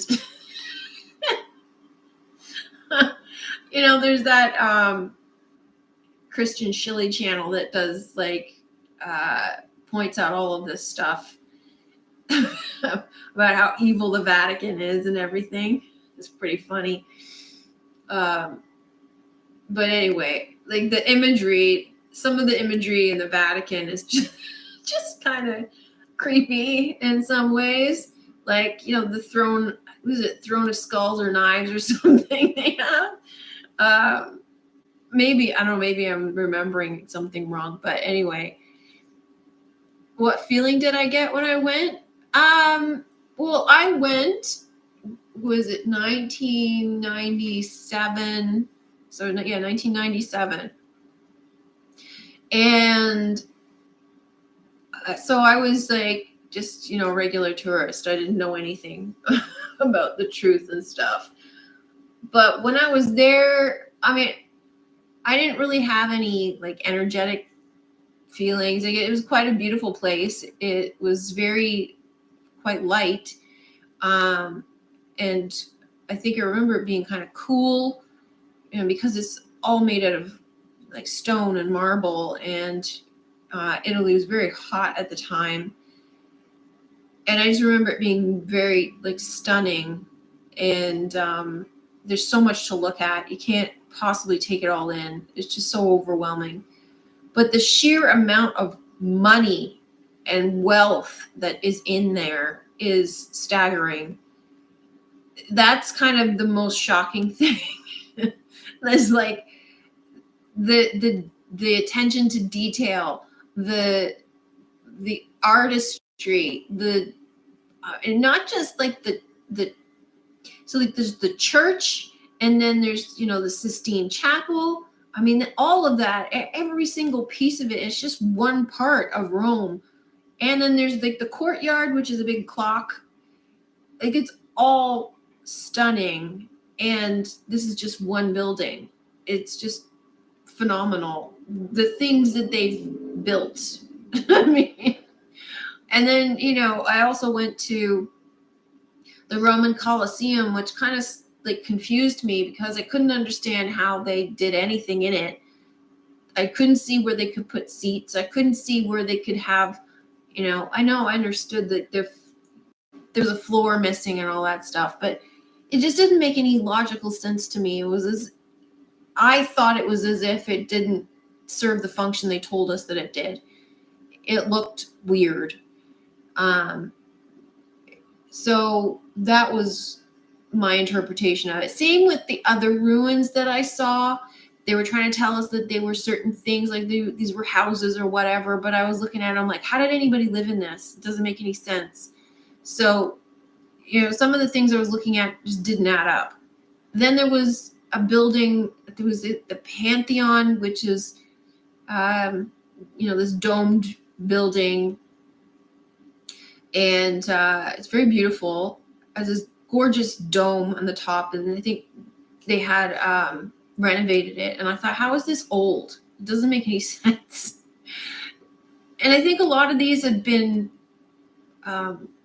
renovated, but they kind of don't really explain that it's been renovated. So it looks as it did then, but it's so well maintained that it looks new, and it kind of is new, but they don't really tell you that it's new.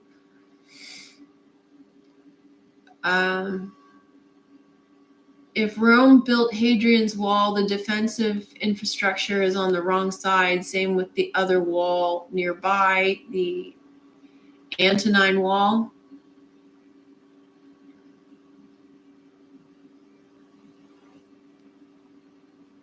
I don't know enough about Hadrian's Wall. I just know that it divides England into two halves and has to do with Rome. I don't know much more about it than that. I think they said something about it at one point. It was whitewashed, so it would have been gleaming white. But I don't know. I mean, how are they going to know that? It was so long ago, but it could have been. When you said 1997, I was thinking the same thing. We were all in a completely different reality back then. Yeah, that's amazing. I've always been interested in the Vatican. I feel like so many secrets lie there. Yeah.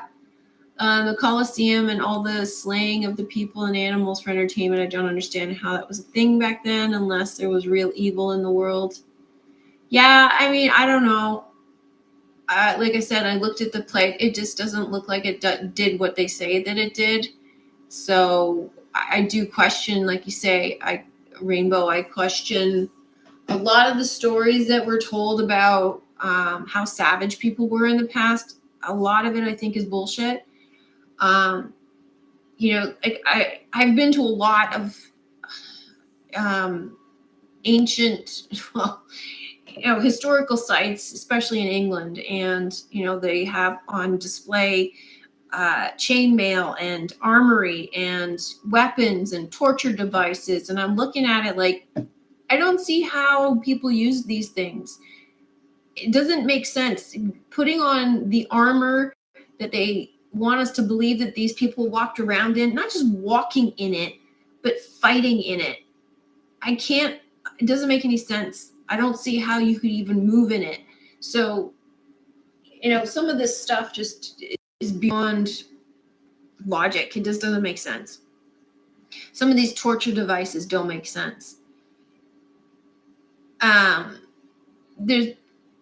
There's just so much emphasis on fear. There's so much emphasis on, torture and sacrifice. People talk about blood sacrifice and human sacrifice and stuff. I kind of don't even believe it anymore. I don't think that it even happened.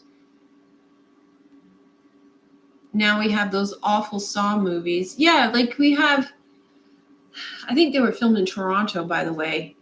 I can't stand those types of films. I think they're horrible, but some people like them, which I find disgusting. But I don't know. I mean, if it just seems like, also a lot of the wars aren't what they tell us they are. So I just think, like, if that was a thing for people to do, I kind of find it hard to believe that urge, or if it's a human thing to do that sort of thing, which I don't think that it is. I don't think it's normal. I don't think it's natural. It's a total perversion. Where did it go? Why do we not have that now? I mean, the only thing that we do have, like you say, is media. We have perverted, horrible, disgusting media. But it's pretend. So was it pretend back then too? Was it just entertainment? I used to like movies like that. I can't believe I used to watch that stuff back in the early 2000s. Wow. Yeah. I mean, if you're looking at it as entertainment and you're looking at it from a point of view of that it doesn't affect you personally, but then you forget that it does. It psychologically affects you. It may not physically affect you, but psychologically, emotionally, spiritually, watching that stuff affects you. So it takes a long time to get it out of your system. There's a lot of that sort of stuff that takes a long time to cleanse from your system. Yes, I think it's scarred me for life, but I was such a zombie. Well, it's good that you can see that now. Hopefully it hasn't scarred you for life. I mean, hopefully you can get rid of it, trying to follow the crowd and be normal and fit in. Yeah. Yeah. I mean, I can see that. A lot of people are into that sort of thing. It's just kind of like the urge to go on carnival rides. There's a sort of safety behind it because you're strapped in, but your body's being thrown around and defying up and down and round and backwards, and your body's not really meant to move that way. And when you're young, you can handle it, but I got to a point where I just couldn't handle it anymore, and I can't even stand looking at like those types of rides. I think I can handle a Ferris wheel or a pretty tame roller coaster, but that's about it. I can't handle anything that spins around in circles. I can't handle anything that drops too fast or too high. I get sick, and it's just even looking at it makes me sick. Where did everybody go? It's just me and Rainbow Warrior having a chat.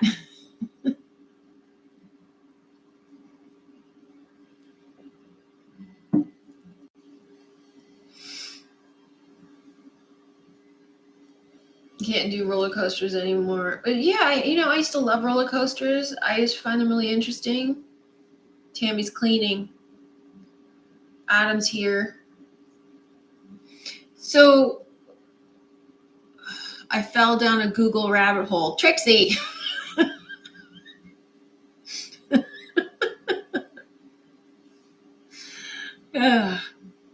Nobody knows is still here. So yeah, what do you want to talk about?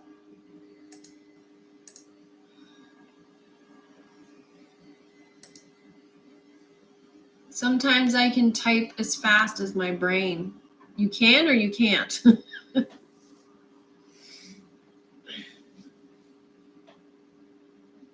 Oh, I have something that I want to share. So the other day, okay, so I've been working on my mind powers and such because I have been letting that go by the wayside and focusing mostly on making videos. And I need to pick up my life. My life is kind of not where I want it to be. So I'm working on my mental powers, law of assumption, my God powers, that sort of thing. So I was in the store last week. I was in the store and I was just sort of playing around with stuff. So, because I had heard from one of the people I'm listening to, I had 2 channels that I listen to now regarding law of assumption that I think are really, really good. One I shared in the, I mentioned before, and I shared this in the newsletter, and his name is Be Something Wonderful. I like his stuff. And a very similar channel, I think Rosie Life, and she's really good too. I really like both of them. I think she was the one who mentioned, don't put up with things in your life that you don't like. So I thought I would just try it for fun. And last week I was at the store and I was buying some food or whatever. And I was standing in line and there was like 2 people in front of me. And I thought, well, there's quite a long lineup behind me, and the person in front of me, in front of the person in front of me was taking a long time, and there's only one register open. So I said, I'm going to manifest someone to come to open up another register. So all I did was I repeated the phrase that I can help who's next in line. I can help who's next in line. I repeated it about 7 times. And then somebody appeared and opened up a new register and said the magic words, I can help who's next in line. And I had a little chuckle. And then that person took the person in front of me, and then I was served next to the other register. And I did that twice, and it was quite magical. Just a little tiny, simple, well, I don't like waiting in line, so I'm going to manifest someone to come and help me. And I did it twice, so I thought that was pretty funny. Talking about fruit synchronicity, this morning I made a fruit smoothie, but realized that I forgot to put in a banana. So later I got a short sent to me of a Joe Rogan talking to someone about not putting bananas in smoothies. Wow, that's funny. I think maybe empty people like these are like these are adrenaline rushes. My ex was a narc and she loved roller coasters, alcohol, and freezing cold water. Wow. Yeah, that's an interesting point. You could, because it gives you the thrill. It pushes your adrenaline, like you say. And a lot of times people who live on the edge, they do it because they need to feel alive, type of thing. I don't need that. I don't need that. I can feel alive without it. To me, manifesting someone to open a register makes me feel alive. That's as far as I need to go. I don't need anything more dramatic than that. I'm preserving with meditation. That's good. Glad to hear you're meditating. Or persevering, persevering. Preserving. I'm glad to hear that that's going well. I've been here and listening for about an hour, and I'm moving tomorrow and packing. Glad to hear you're here, Andrea. Good luck with your move tomorrow. No. I always felt different my whole life, but between ages of 16 to mid-20s, I tried to be normal. Then I started to have small awakenings, and it's been progressing ever since. That's good.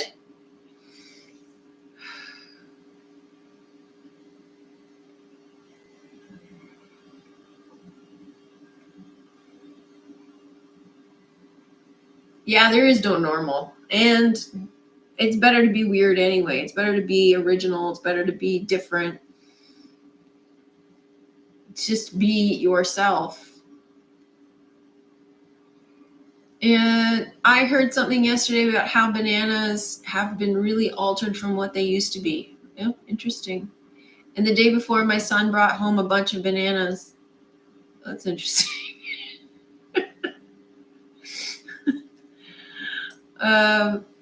Dr. Juan, I have no desire to go on any rides such as roller coasters. There's something in the psychology of these thrills, maybe too many shocks to the body in the long term have an adverse effect. Yeah, probably. Like you say, like your body's not meant to move that way. So I don't want to do it anymore. I don't even like going there. I used to like the idea of like the little fairgrounds and stuff. I think it just sort of romanticized them though, because it sort of gives you this little hometown energy, and it's kind of like a little romantic teen date story, sort of backdrop for a teen date story. So it's kind of cute and romantic and sweet and wholesome. But actually being there and smelling like the deep fried food and the sickly sweet sugar, and then going on the rides and hearing people screaming and getting physically sick. The reality of it doesn't really measure up to the fantasy. It did when I was a teenager though, so I can have that. I can have that memory. Yeah, they're supposed to have seeds. My bananas have seeds. There's this guy on the YouTube who has eaten watermelon for 120 days. What results is he getting? I can't stand watermelon. I hate it. I think it's gross. It's going. I don't know how well though. At least it's going. I just tend to think with my eyes closed or fall asleep. Well, you do that. I think you're supposed to stop thinking, but if you're, as long as you're doing it, that's good. That's kind of cool. It's the more we understand reality and reprogram our minds, the more we can manifest. Yeah. I've also been spending more time in the mornings working on journaling and that sort of thing. So that's been helpful. And making more time for myself, and trying to have more balance. I have to make sure that I prioritize like my physical, emotional, psychological, spiritual, like all of them, my balanced needs. Otherwise, I feel imbalanced, and I feel that I am not tending to myself, and so I'm giving more than I'm receiving. So I need to give to myself first, and so I've been prioritizing that, and I've noticed a big difference in terms of how I feel, in terms of how I see the world, in terms of like, I think everything.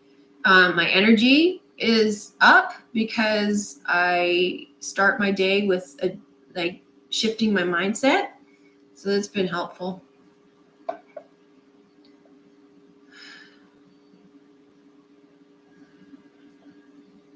Adam, I've been trying to breathe energy into a middle pillar with myself from my root to my crown. Oh, that sounds cool.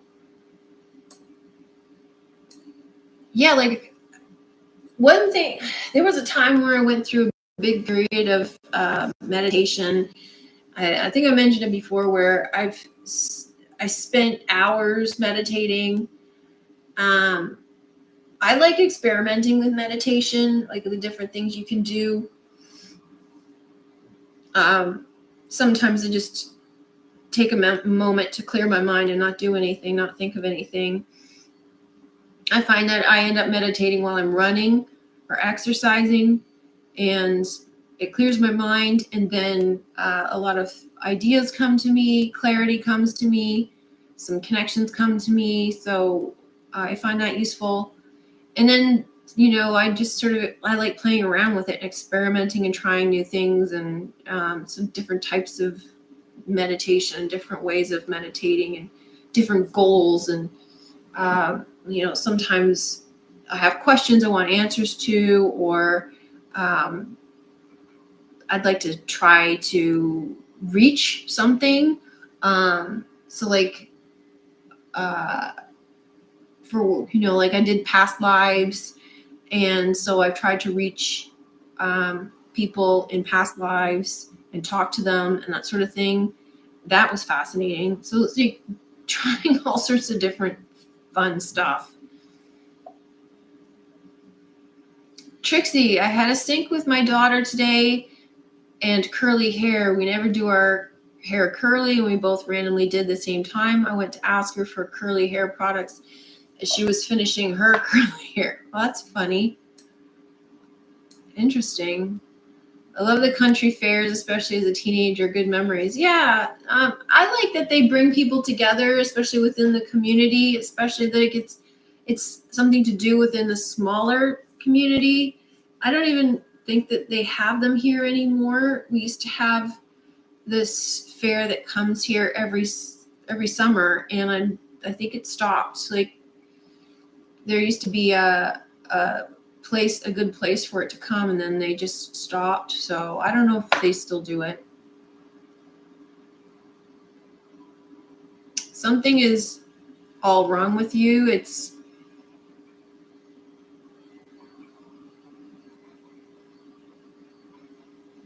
Something is all wrong with you. It's exhilarating, gets your innards giggled up. Huh? I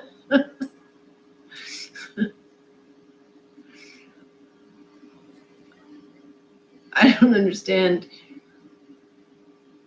Rainbow Warrior, it was like that for me when I was younger. You always say what I'm typing. Oh, cool.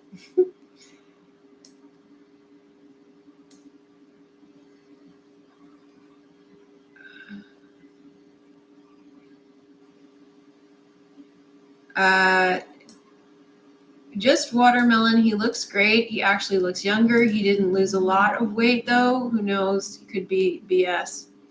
Well, the thing with watermelon is it contains a lot of sugar. It's fruit sugar, but it's sugar, and it's mostly water. So, I mean, he would be well hydrated. One funny memory as a kid was trick-or-treating. And also the other thing, too, with these sorts of, I guess it's kind of a type of fasting, is you're eliminating all the other junk that you're eating. So if you're not eating, some of the other stuff that you usually eat, it may not necessarily be the fact that you're eating watermelon that's doing the trick. It's just the fact that you're not eating all the other crap that you usually eat. So, sometimes people will swear by certain diets that they, like that it causes them to XYZ, whatever, fill in the blank. And it's more to do with the thing they cut out of their diet than it is with the thing that they put into their diet. You know what I mean? But while we're on the subject, one of the things that I eliminated recently from my diet that I've noticed a big difference is soy milk. I've stopped drinking soy milk and anything soy. And I noticed that I used to have reactions to certain foods that I don't have those reactions anymore. So I guess soy was doing something after all.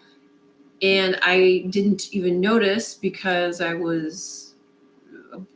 didn't notice that it was causing a problem because the soy wasn't causing a problem. It was the other things were triggered by whatever it was that the soy was doing internally. And so anyway, now that the soy's gone, the things that were reacting don't react anymore. So that's interesting.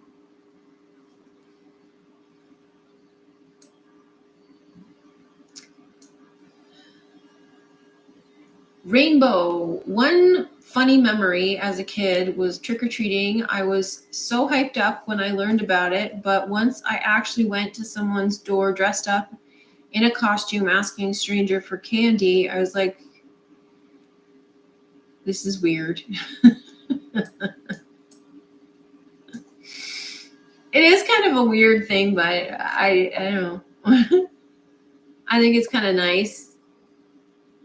He definitely looks better. Yeah, probably because he's not eating a lot of junk. I mean, watermelon's not bad for you.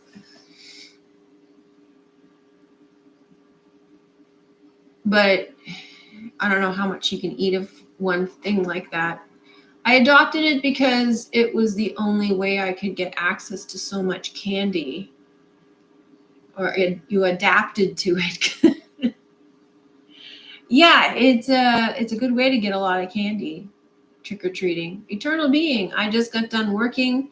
I stopped early so I could participate more. I'm going to manifest an income without a job. That sounds awesome. You should listen to those 2 channels I was talking about. They're really good. So basically, like there's just so much, there's so many things, like I don't even know what to say. What I'm most excited about is how people's perception of the world is changing and rapidly.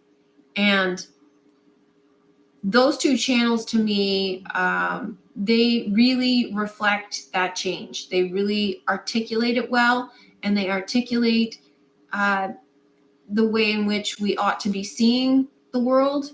So I do find that they're very helpful and practical, but also it's exciting to me to see that there's so many people who are seeing the world differently. And when we get to such a point where we realize that we do have the ability to change our experience, then all of this negative crap will just disappear. So this to me is very exciting. Adam, I just started running and I felt more benefit from that. My brain is constantly chirping. Yeah, running, I love running. I enjoy it. I like running and dancing, and I can't really go anywhere to dance, so I kind of incorporate the two. And I'm getting older, so I can't really do what I used to do, or I shouldn't do what I used to do. And but I kind of do. I like to dance in my apartment, but I can't too much because I'm not on the ground floor, so I don't want to, jump around too much. But I just enjoy it. I think it's fun. It keeps me young too. It's just whenever I listen to my favorite music, and I just want to move around to it. So I don't want to go to nightclubs anymore. I don't want to go. I don't want to go out there and mix with those people. So I do it at home. A good meditation technique I learned recently: imagine that your eyes are disconnected from your brain. Eyes open or closed, doesn't matter. That sounds interesting. Ryan Stevenson. What was the outcome? Tammy Meadows. When I started meditating in 2000, I started my awakening. In fact, I never have meditated before in my life. After 3 or 4 times, things started happening. That's excellent. Yeah, I think that the first time I meditated, I think it was the first time, I had literally an explosive experience. So it doesn't take much. The fairs have started here. This just started in October. Adam, when I close my eyes and see black, well, I guess you can have fairs in the fall. It's kind of nice, actually. When I close my eyes and see black, I try to imagine my eyes are open in a dark room, and then lights and patterns start happening. Oh, that's cool. Andrea Trixie I did my hair curly today too, first time in months. Nobody Knows was referring to roller coaster rides.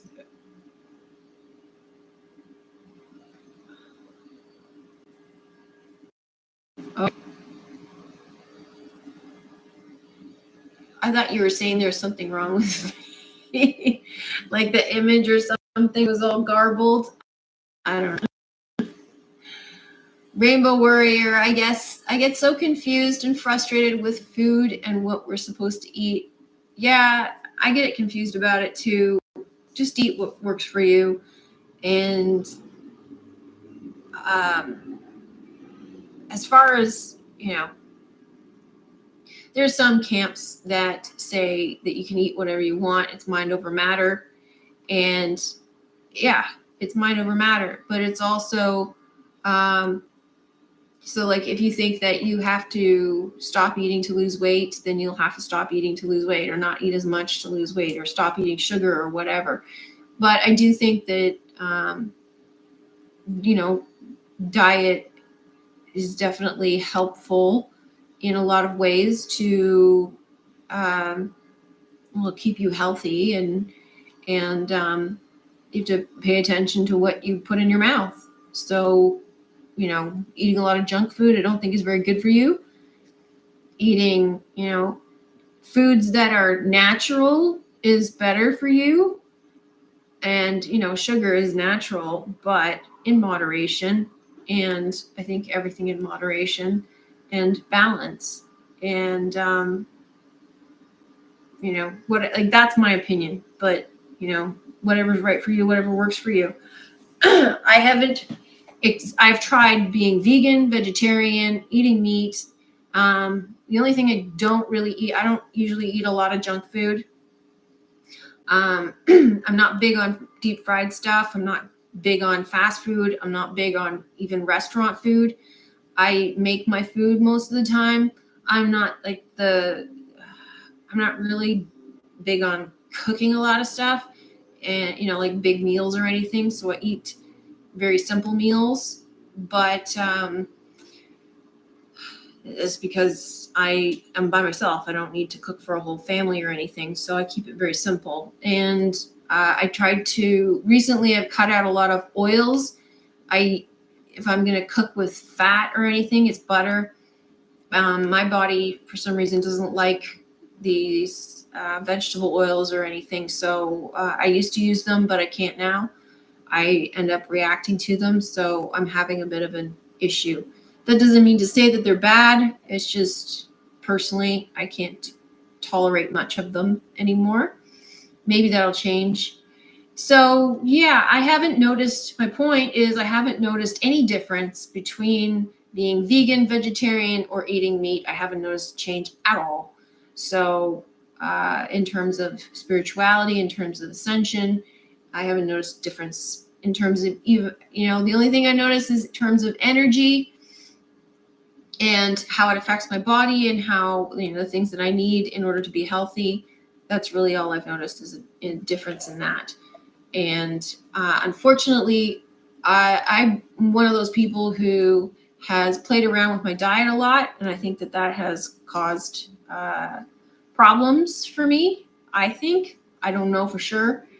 So everybody's going to be different, right? It's different depending on where you grew up, what culture you grew up in, what you're used to eating, what area of the world you're in. It's different for everybody, and what you have access to. There's all sorts of issues to do with all of that. So in terms of all of that, I haven't noticed a difference. And some people swear by certain diets, and that's totally fine. Just got here. Hi. Soy has a lot of estrogen, so I heard. Not a fan. Yeah, I did ask about that because I was concerned about it, but I was asking a naturopath, and they said, but it's vegetable, like it's plant estrogen, so it's not the same. It's not the same as a human estrogen. So your body doesn't absorb it that way, so it doesn't affect you. So that's what my naturopath told me. Try the carnivore diet, Robin Scott. What benefits have you had from that? Sun Tzu, carnivore diet, love it for me. So carnivore, but with some fruit and raw milk, it's actually amazing. I'd like to hear more. I'm hearing a lot about these carnivore diets. So personally, like right now, I'm having to move away from like sugar and stuff. But and I've moved away a little bit from some vegetables because like I used to eat salad a lot, and like I said, like I would use olive oil, and olive oil is only something I can have every now and then. I can't eat it as often. Not at the moment anyway. That might change, a few years from now. We can't get raw milk here. Well, we can. It's like illegally.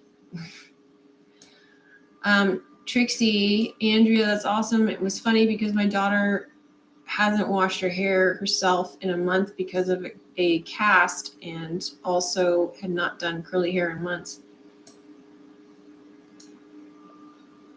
Rainbow, I always wonder how we ate when we were created, and did we eat food or was it something else? I've heard the air was full of nutrients and why we lived so long in the beginning.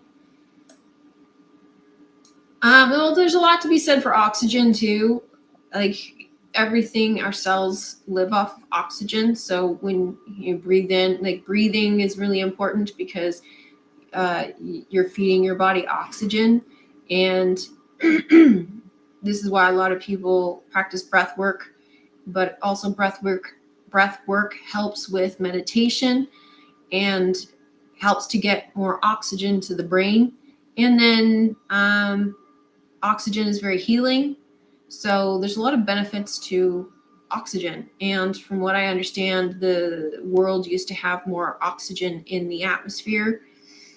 So if we did live longer, that's potentially why.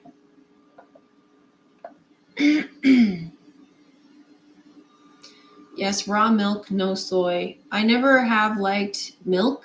I drank chocolate milk till junior high. I eat cereal. I just don't like drinking plain milk. Tammy. Rainbow, the carnivore diet keeps coming up everywhere. They say vegetables produce toxins and defense mechanism because they are alive and don't want you to eat them. I don't think that's true. Tammy, I love to dance. YouTube, what do you think? See, listen, you got to be careful too, because a lot of these carnivore channels are attacking the vegan channels, and so they say a load of garbage. So you got to be careful about what you're watching. There's a lot of misinformation and disinformation about like nuts and seeds and plants and like all sorts of stupid shit that's coming out about that. That's not true.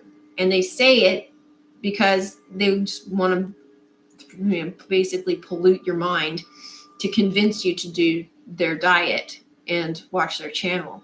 So again, you got to be careful. If they're fighting against veganism aggressively, I wouldn't watch them because they have an agenda.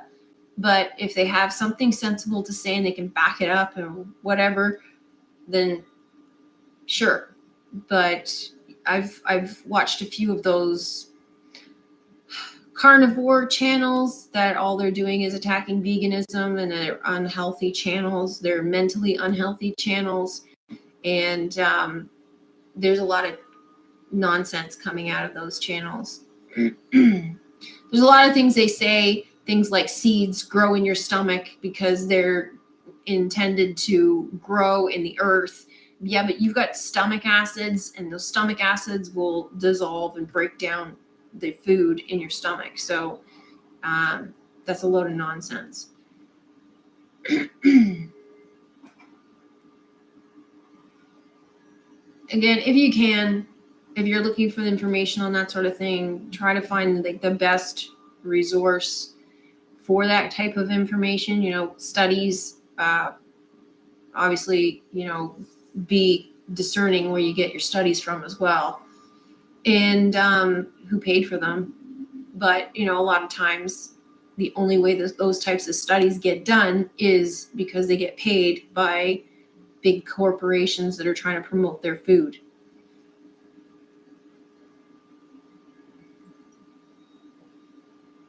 Tammy, I love to dance. Excellent. What do you think of a dream where I came across a man dressed in purple and I kissed him? Purple we know is royalty, so my take is a link to Shiva, divine masculine. Thoughts? Anybody in the chat have thoughts? I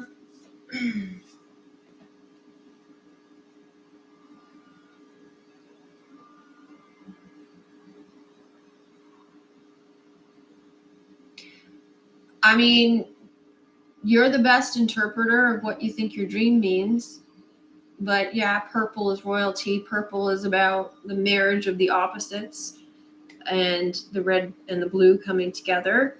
And the kiss could be true love's kiss. Could be the divine masculine for sure.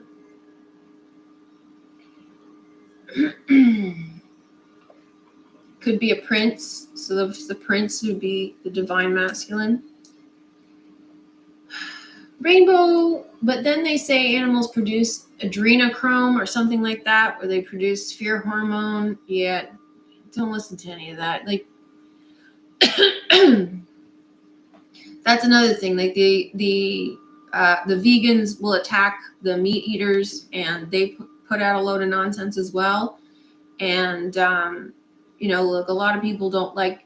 I don't usually talk about this sort of stuff because people are very sensitive about it. And my stance is do what's right for you. I don't freaking care if you're vegan or if you're meat eater. What are you? I don't think it matters, and I don't really appreciate people attacking me for my dietary choices.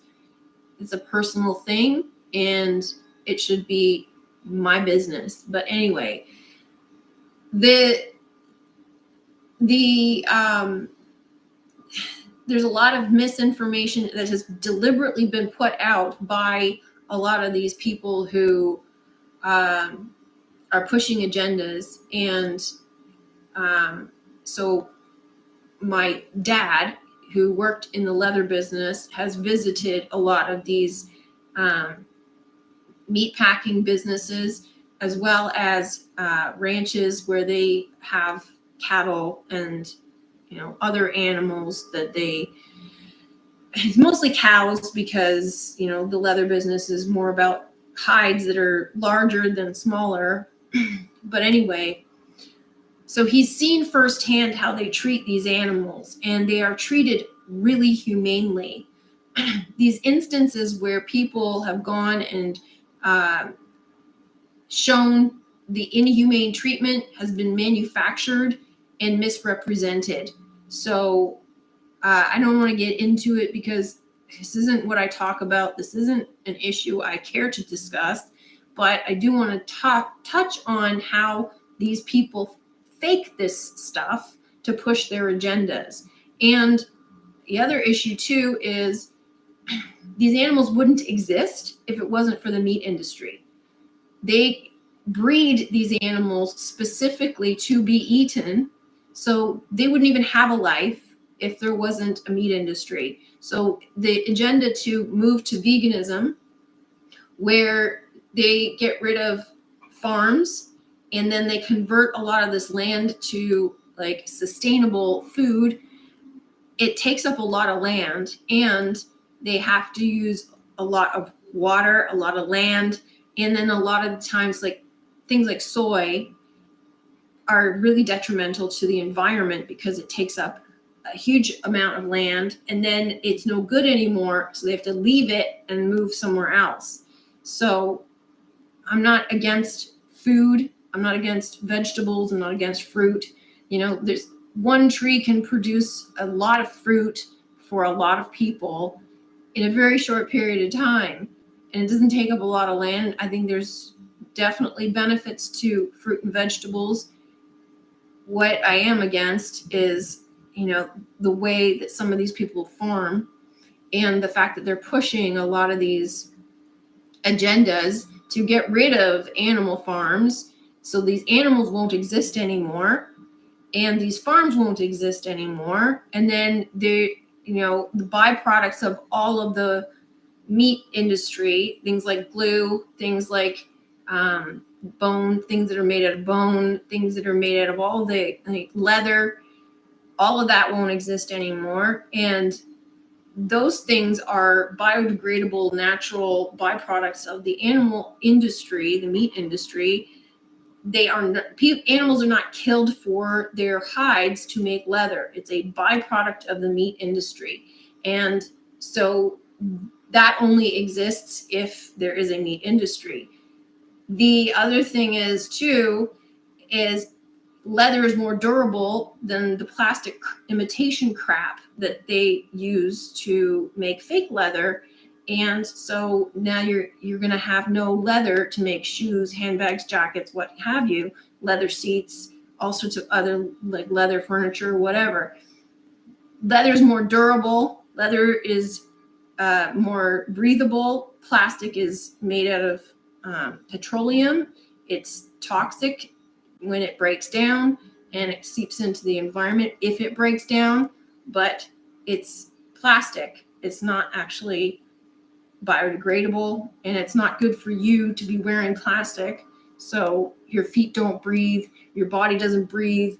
So it's not as beneficial as using leather. So anyway, that's my soapbox for that.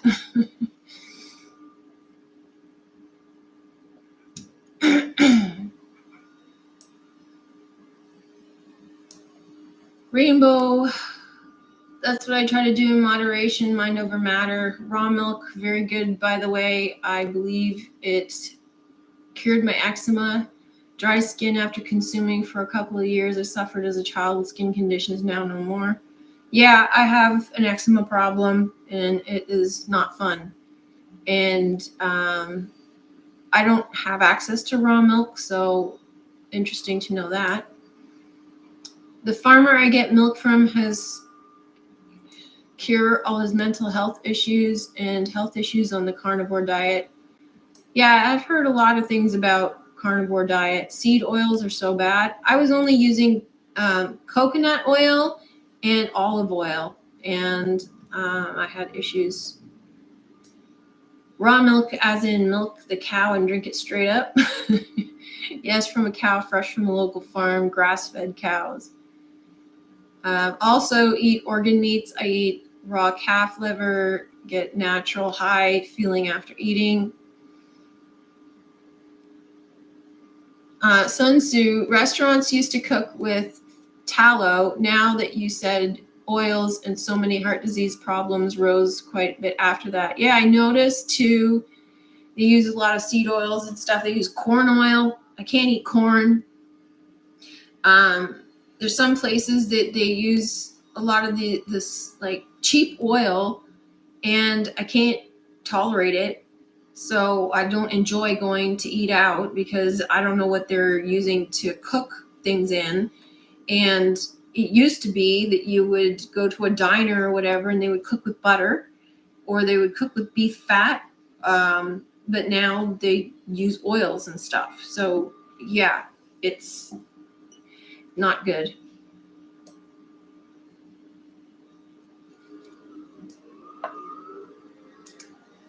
I've never seen real cow's milk. I read somewhere that it's illegal to sell. Yeah, here it's illegal too.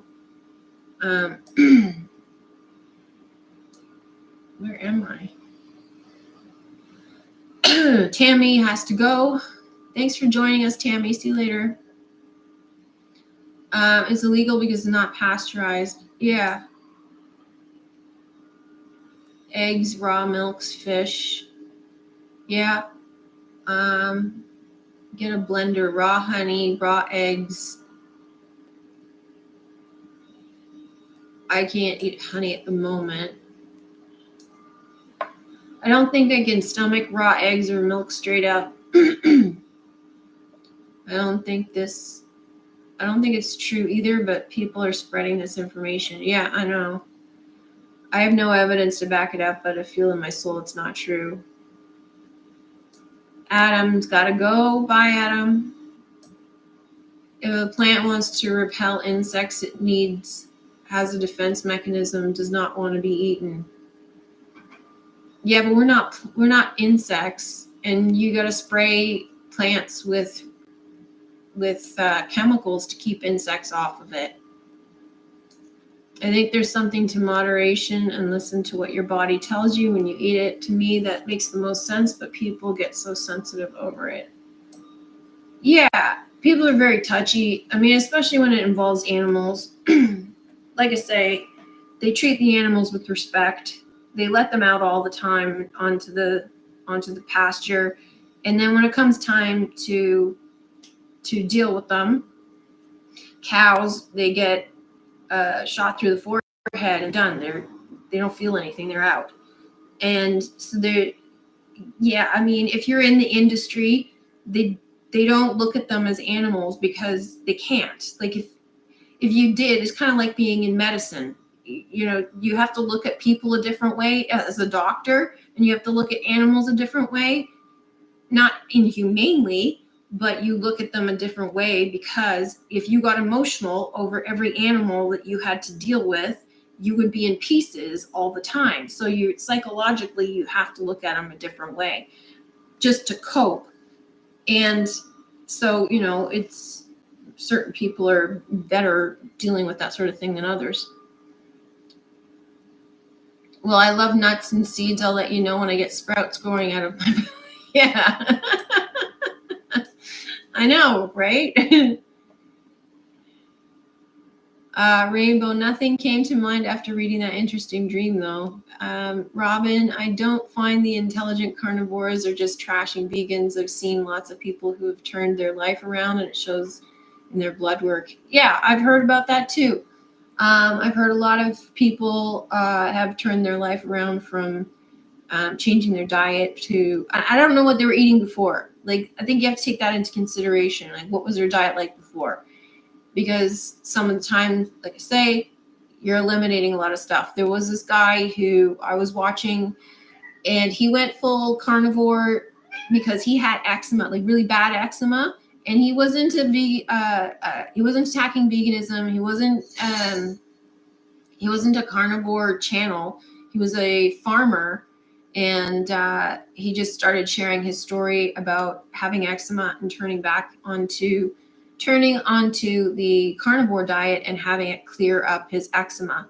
And he had a farm, and so he was using, he was growing his own vegetables and stuff for his family, but he wouldn't eat the vegetables, and he was eating the eggs, and he had animals on his farm that he ate as well. So yeah, there are people out there for sure who are not agenda pushers, but I'm just mentioning that there are agenda pushers, and they're saying stuff that's just geared towards pushing the agendas.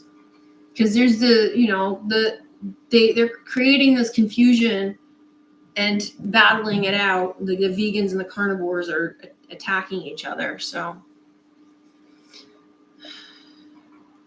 it is said vegans suffer from vitamin B12 deficiency. I've heard that too. We have to do what is best for our own unique constitutions, for sure. The one carnivore channel suggests you drink your own pee too. That's just something I'm never going to do. Which one? I've heard a lot of things about that, and honestly, don't really have a problem with it. Depending on what it's for or how you go about it. You got to be. I think it's difficult because you got to sort of, as truth, if you're interested in truth, you have to be willing to clear your mind of preconceived notions. And, if there's benefit to it, why would you close your mind to it? If it does do the things that they claim that it does, why would you close your mind to it? So it's all, again, about the mind and what we've been conditioned to believe about it. So I want to know if it does do that. If it does do what people say it does, then we're literally sitting on a cure for a lot of things. If it doesn't, and it's a load of horse shit, then, that's worth knowing as well. It's hard to be around. I think I know who you're talking about, and that guy's a shill. If it's the guy I think you're talking about, but he's not a carnivore, he's a vegan, so this is a different guy. Rainbow, it's hard to be around people who are hardcore on either side because I feel paranoid and food shamed. Yeah, exactly. Well, this is why I don't like talking about it. I don't like talking about it because I don't want to get into a battle with people. Do you and let me do me. I don't need you coming to me and lecturing to me what I need to eat and what I shouldn't eat. You are not me. I am not you. I'm not going to tell you what to eat. Don't tell me what to eat. If you have wisdom, like, you were talking about raw milk and the benefits that it does for you. I'm happy to hear your wisdom. I'm happy to hear your experience, but don't push it on me. Don't push on me what you think that I should be eating. I don't want to hear it. And don't shame me, and don't lecture me, and don't get on your high horse and think that you're better than me because you eat a certain diet, which is, no, that's just pointless. Yeah, the shaming has got to end. The shaming is just like insulting, It's just, it's great if you have discovered something that works. You've discovered something that works. Like I was talking about soy earlier. I was like, it didn't affect me earlier. I thought it didn't affect me earlier, but I'm going to share my experience because I stopped drinking it, and I'm like, hey, I had a positive reaction. I think I should share this. But that could just be for me. It may not apply to everybody else, right? So I'm not going to, if you drink soy milk, I'm not going to come tell you don't do it. I'm just going to tell you this was my experience. And maybe if you're having similar experience, maybe it's the soy milk. So give it a try. If it isn't and you enjoy drinking it, go back on it, whatever. I don't really support the soy stuff anymore because I found out about how they farm it, but I also don't support it because I found out what it does to me. So I used to like it. I don't like it anymore.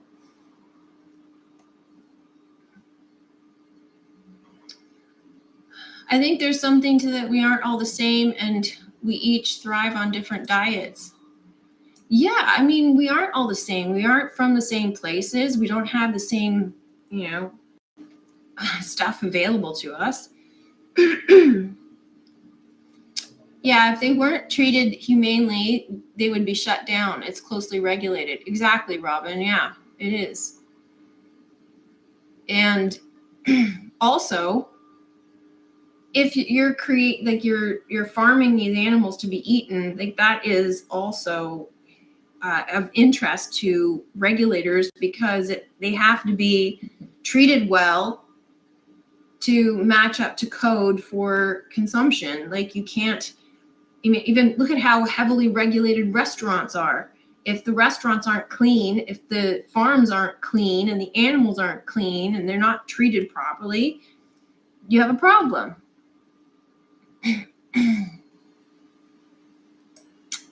Rainbow, they say you just need a few teaspoons, but I don't see any of them doing any better than before. So until I see miracles from them, I don't see the point. Well, I've heard different. I think you're talking about the urine therapy. Yeah, like this is the issue I have about that is because they don't really explain how much. They don't explain how often, and they don't explain how to go about it or whatever. I've used it on like healing cuts and stuff, and it works. I had irritations, and it stops the irritation, like swelling or itchy skin, and it starts to heal quickly. So for that, it's been very, very beneficial. Blood type will be a factor in diet. Consistently, O group gets sick without red meat. That's interesting. Personally, elimination or at least lessening foods with a barcode would seem the most beneficial. Yeah, I tried to avoid most of the food that's packaged and processed. I was just thinking yesterday, it's not the topic, it's the pushing the issue that's what's off-putting. Yeah, like it there's nothing wrong with listening to somebody who has valid information or is very helpful and well-informed. If somebody could say, beyond any doubt that this is the diet you should be eating, like everybody should be eating it, and you can prove that, great. But until then, do what's right for you, because we got people with food sensitivities, we got people who live in different areas around the world, access to different foods, people with also like budgetary constraints who can only eat what they can afford. So yeah, there's a lot of issues. And then you're talking about blood type as well. So it floors me that there's not more information, more solid information, more well-researched information. And obviously they don't want to do that because it's not in the best interest of these food companies. The food companies have all the money. Food companies have all the money. So if they put out like some, definitive information that sold you on the proper diet for everybody. And I don't agree with the food pyramid. I think the food pyramid is also heavily influenced by food companies because they put their junk food on there. It's like, well, you gotta leave room for some junk food because it's a huge area of the food business and it shouldn't be on there.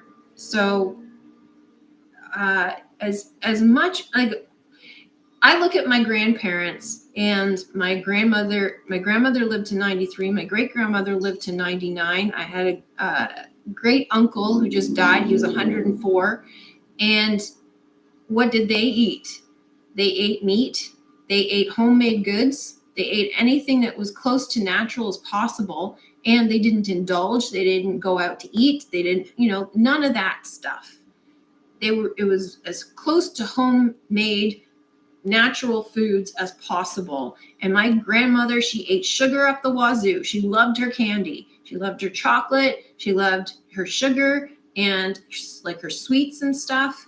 And it wasn't detrimental to her. But my other grandmother had diabetes, so she couldn't. So, and my other grandmother, like she lived to 83, I think it was. And she had as well, ate as homemade goods close to nature as possible, and the only thing that she couldn't eat was sugar. And so that was an issue for her.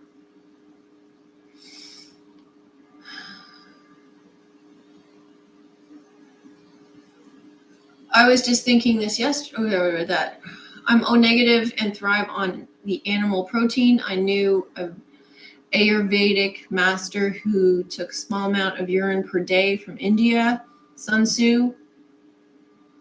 Yeah, well, it's there's a book out that says you're supposed to, like, if you're suffering from an illness, the cure to the illness is in your urine. And so they're saying that you should drink all of it. Now, I don't know, it might take you a while to get up, but if you're desperate and you want to live and you're dying of an illness, I think you're going to want to try anything you can. So if the cure to your illness is in your urine, and that's the best option rather than, say, I don't know, chemo or whatever, damn straight I'm going to try it. So that was what the book said, was that you drink the urine from, like, all of it, all day, all of it, until your illness is gone. So it doesn't sound fun, but I think it's more psychological than anything. Rainbow, same Sun Tzu. I wish I could live off vegetables, but unfortunately I thrive off meat in my diet. I've tried vegetarian so many times. Many O group consistently say they got sick when trying vegan diet. What does sick mean? Because, like, what does it mean to be sick? Like, they just, do they actually get an illness, or do they just not feel good, or they're poorly, or they're low energy, or like, what happens? Nobody knows, gotta go. Bye, nobody knows. Rainbow, I knew a lady who lived to her 90s and she ate junk food and TV dinners. Well, yeah, see? I'm O negative too, thrive on a meat diet too. Well, like, yeah, well, my grandmother used to say a little bit of what you love does you good. So, I mean, if you're obsessing over everything that you eat all the time, that can create stress, and that's worse for you than whatever you put in your body. So, yeah, I mean, look, there was a time where I was obsessed over what I was eating. I was worried about gaining weight. I was constantly focused on calories, and it was toxic. Like, it was so bad to be constantly obsessing over, oh, I can't eat that, I can't eat that.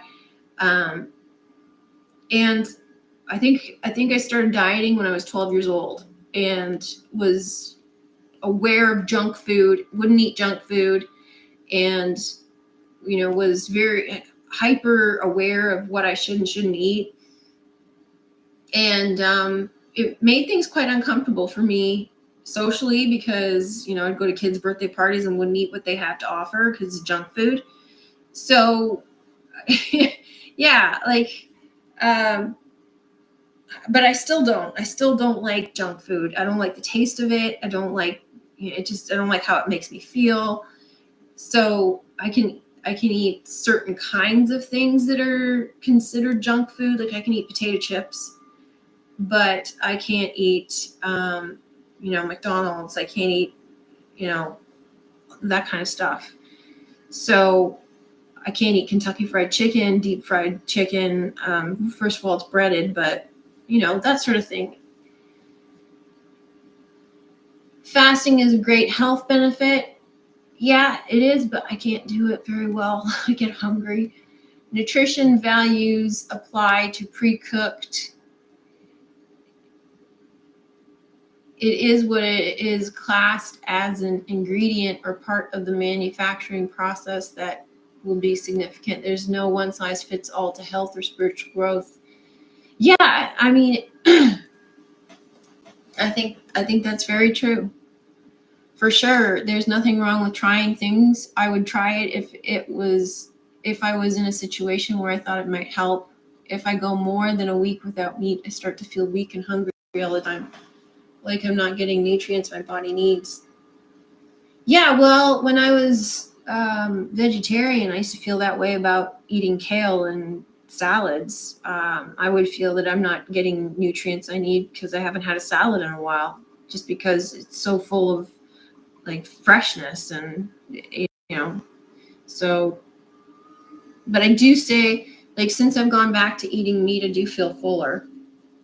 So, low energy, adverse health effects. I understand to be getting sick. Okay, thanks.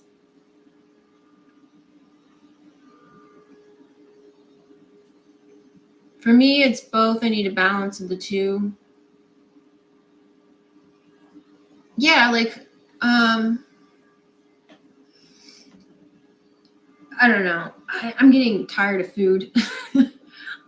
I've kind of always been tired of food. I'd really rather not have to deal with food. Um, you know, I enjoy a really good meal, don't get me wrong, but I find it tedious to have to eat 3 times a day. I find it tedious to have to uh, deal with food and buying groceries, and all of it just seems like a big waste of time, but it's what we have to do. Being on and off again vegan since the 80s and 100% vegan since 2016. Stopped vitamins over a year ago due to them hurting my stomach, and experimented to see if it affected vitamin D and B12. Had blood checked a few months ago, no problems.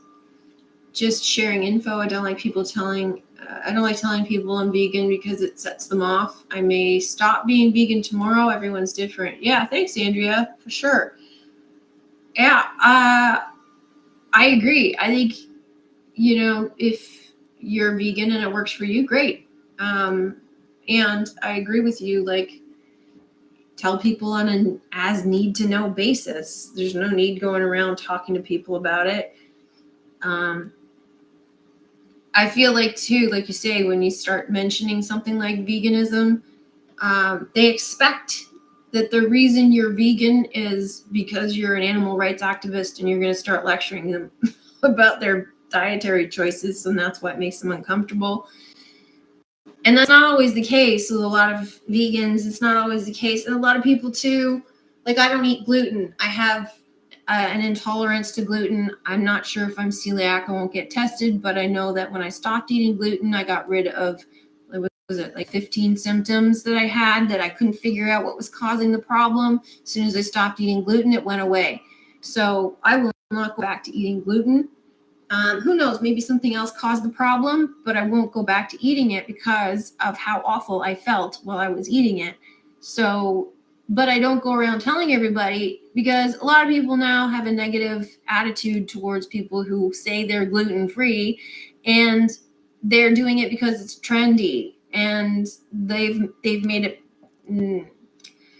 ugly for the rest of us, you know?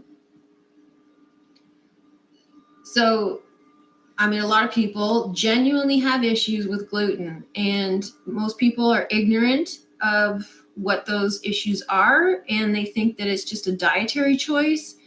Whereas people with celiac, it can kill them. It can lead to an illness that will kill you. So if somebody tells you that they don't eat gluten because they have an issue with it, believe them and don't be mean about it.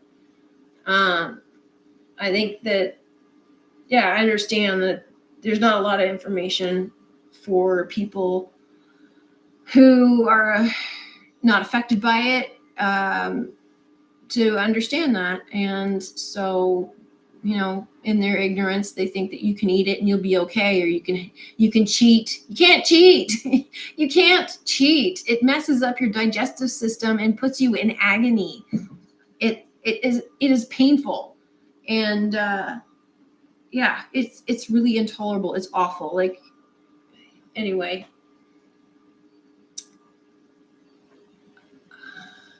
I'm O positive. Oh, I love spiritual food, manna from heaven.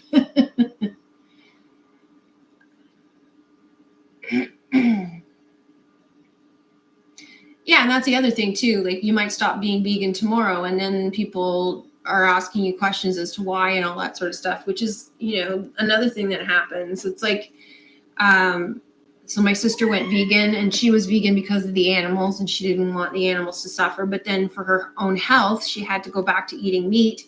And so now she feels like, you know, she's got to tell people that she's eating meat now. And I mean, it's awkward sometimes because, you know, especially if you were doing it out of like a political position. It's like, oh, well, have you changed your position? No, but, well, then how come you're going back? Like, you start getting judged on the other side of it too.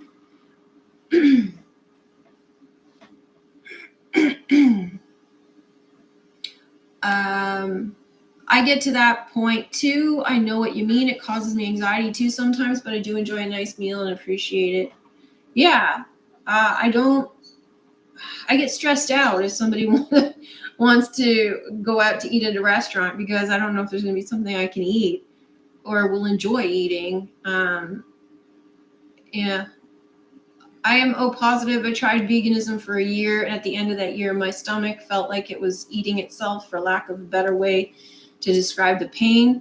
I started eating meat again, and you're all better. Well, that's interesting. I didn't have any pain when I was vegan. I didn't really feel any different between the two. But I do think that going back and forth is not beneficial. I don't tell people I'm vegan, but they ask me because I'm 115 pounds and have been my whole life since I was a teen, vegan or not. And they ask me, yeah, some people are just naturally skinny. They're ectomorphs. So whatever you do, no matter what, you're going to be that way. I cook for my dog. We pretty much eat the same thing every day. We're both happy and healthy. That's cool. I'm also gluten-free. Over 10 years ago, I experimented to see if it made a difference, and wow, did it ever. Yeah, Andrea, yeah, it was huge difference. As soon as I went off gluten, because this was the interesting thing. So I was struggling for years to figure out what was wrong, because I had all of these issues. I had like 15 issues. Couldn't figure out what it was. I went to specialists. I went to my doctor. I had blood tests. They couldn't find anything. And I said, it feels like I'm not getting any nutrients. So anyway, one day I heard about these celebrities who were going gluten-free. And I was like, what the heck is gluten? Why are these people going gluten-free? So I looked it up, and all my symptoms were listed there. So I thought, well, I'll give it a try. So I cleared out all of the food in my pantry that was gluten. And right away started to feel better. And then I went through extreme detox, which was agony. I think it was the worst pain I've ever felt in my whole life. I thought it would never end. I think it lasted 3 months. And they say that coming off gluten is similar to coming off heroin. It is so painful. It is like your body is craving this stuff you didn't even know it needed. And which is kind of like I was saying earlier with the soy milk stuff. It's like your body gets used to it, craves it, so you keep eating it, and so it doesn't notice that there's something wrong with it. But then when you stop and it's not getting it anymore, then your body reacts to it. So my body started to go haywire, and it was looking for the gluten because it didn't like it. It was attacking the gluten to defend itself, to survive or stay okay. And then the gluten's not there anymore, but it's used to attacking something. So it starts attacking everything else. So all of the other stuff that I was eating, it started attacking it. And I thought I was allergic to everything. And so I was reacting to everything. And this went on for like 3 months. And then there was a period of time where I had extreme energy and extreme euphoria. I felt like I could run. I literally ran. And I felt like I was never going to get tired. I ran for hours and couldn't get tired. And I thought, wow, if I could feel like this every day, this would be phenomenal. But that was short-lived. And then I went through a period of detox where it was in agony. I could barely move. Like I could walk 10 minutes and I'd have to sit down. My body felt like it was seizing up. I was eating, I could never get satisfied. So I was eating high fat foods because I couldn't get full. So I was eating Haagen-Dazs ice cream and potato chips because it was the highest fat food that I could tolerate. And I couldn't get full. And so that went on for about 2 weeks. Thankfully, I didn't even gain any weight. And then after that, it kind of calmed down a little bit, but there were still things that were reacting in my system. And then after that, it calmed down and I felt much better. And so that whole period lasted about 3 months. It was the worst. The problem is some people think if it doesn't affect them, then it shouldn't affect anyone else. Well, sometimes they don't even know that it's affecting them. Like I didn't know it was affecting me because I would eat it. I wouldn't react to it. But when I took it out of my system, then I went haywire and my body noticed, hey, where's this thing that we're used to? They don't like to hear that everyone's bodies are different. That's why I was wondering if there's any real human diet. Rainbow. Yeah. I have a friend who's on raw meat diet. Whoosh. I told him that's no problem. I can feed him all day long. My cat's on one. All in one shot. Yeah. Those pictures of Candida haunt me. Yeah. In 19th century England, the agricultural class would only have access to rabbit as the main meat. Processed foods is a huge factor today compared to the past. Yeah, absolutely. I was on soy for decades and experimented with that too. Gone, never going back, Andrea. Admittedly, the only thing I suffer with is age and activity-related osteoarthritis. So I'm looking for that cure. It could be animal product related. Who knows? I'll figure it out. Yeah. Who knows? I hope it's not that bad.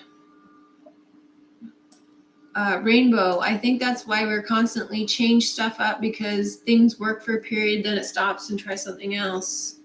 Why is that? Andrea, Rainbow, I had someone tell me that probably soy was good for you for the time you had it and now it's not. I shouldn't say gone forever, but who knows?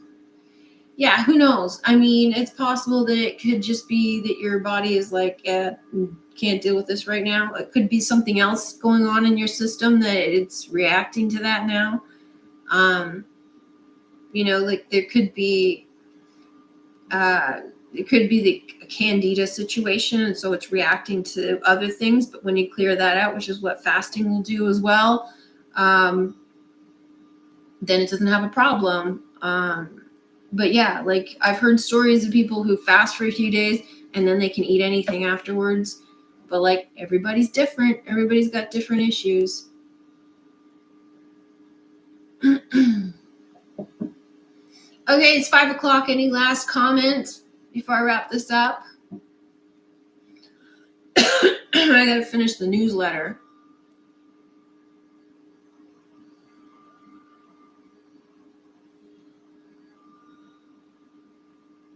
This was really good chat.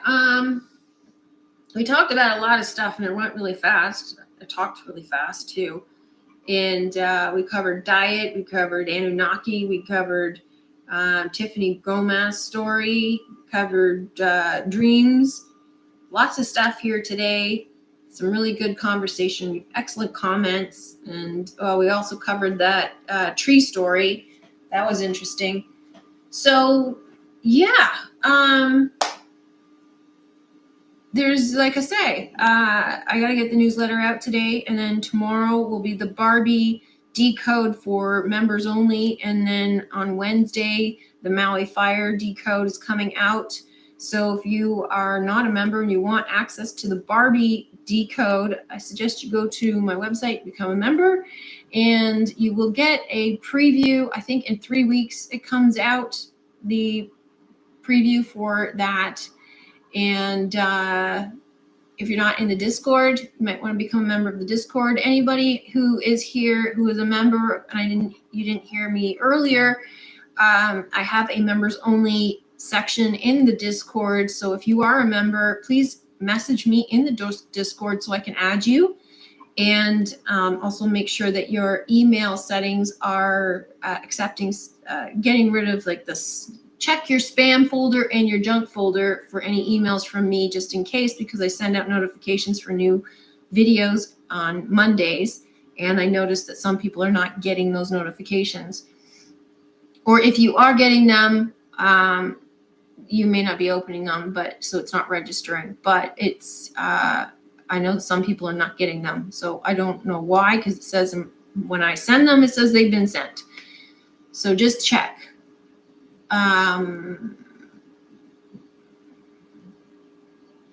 Margarita time.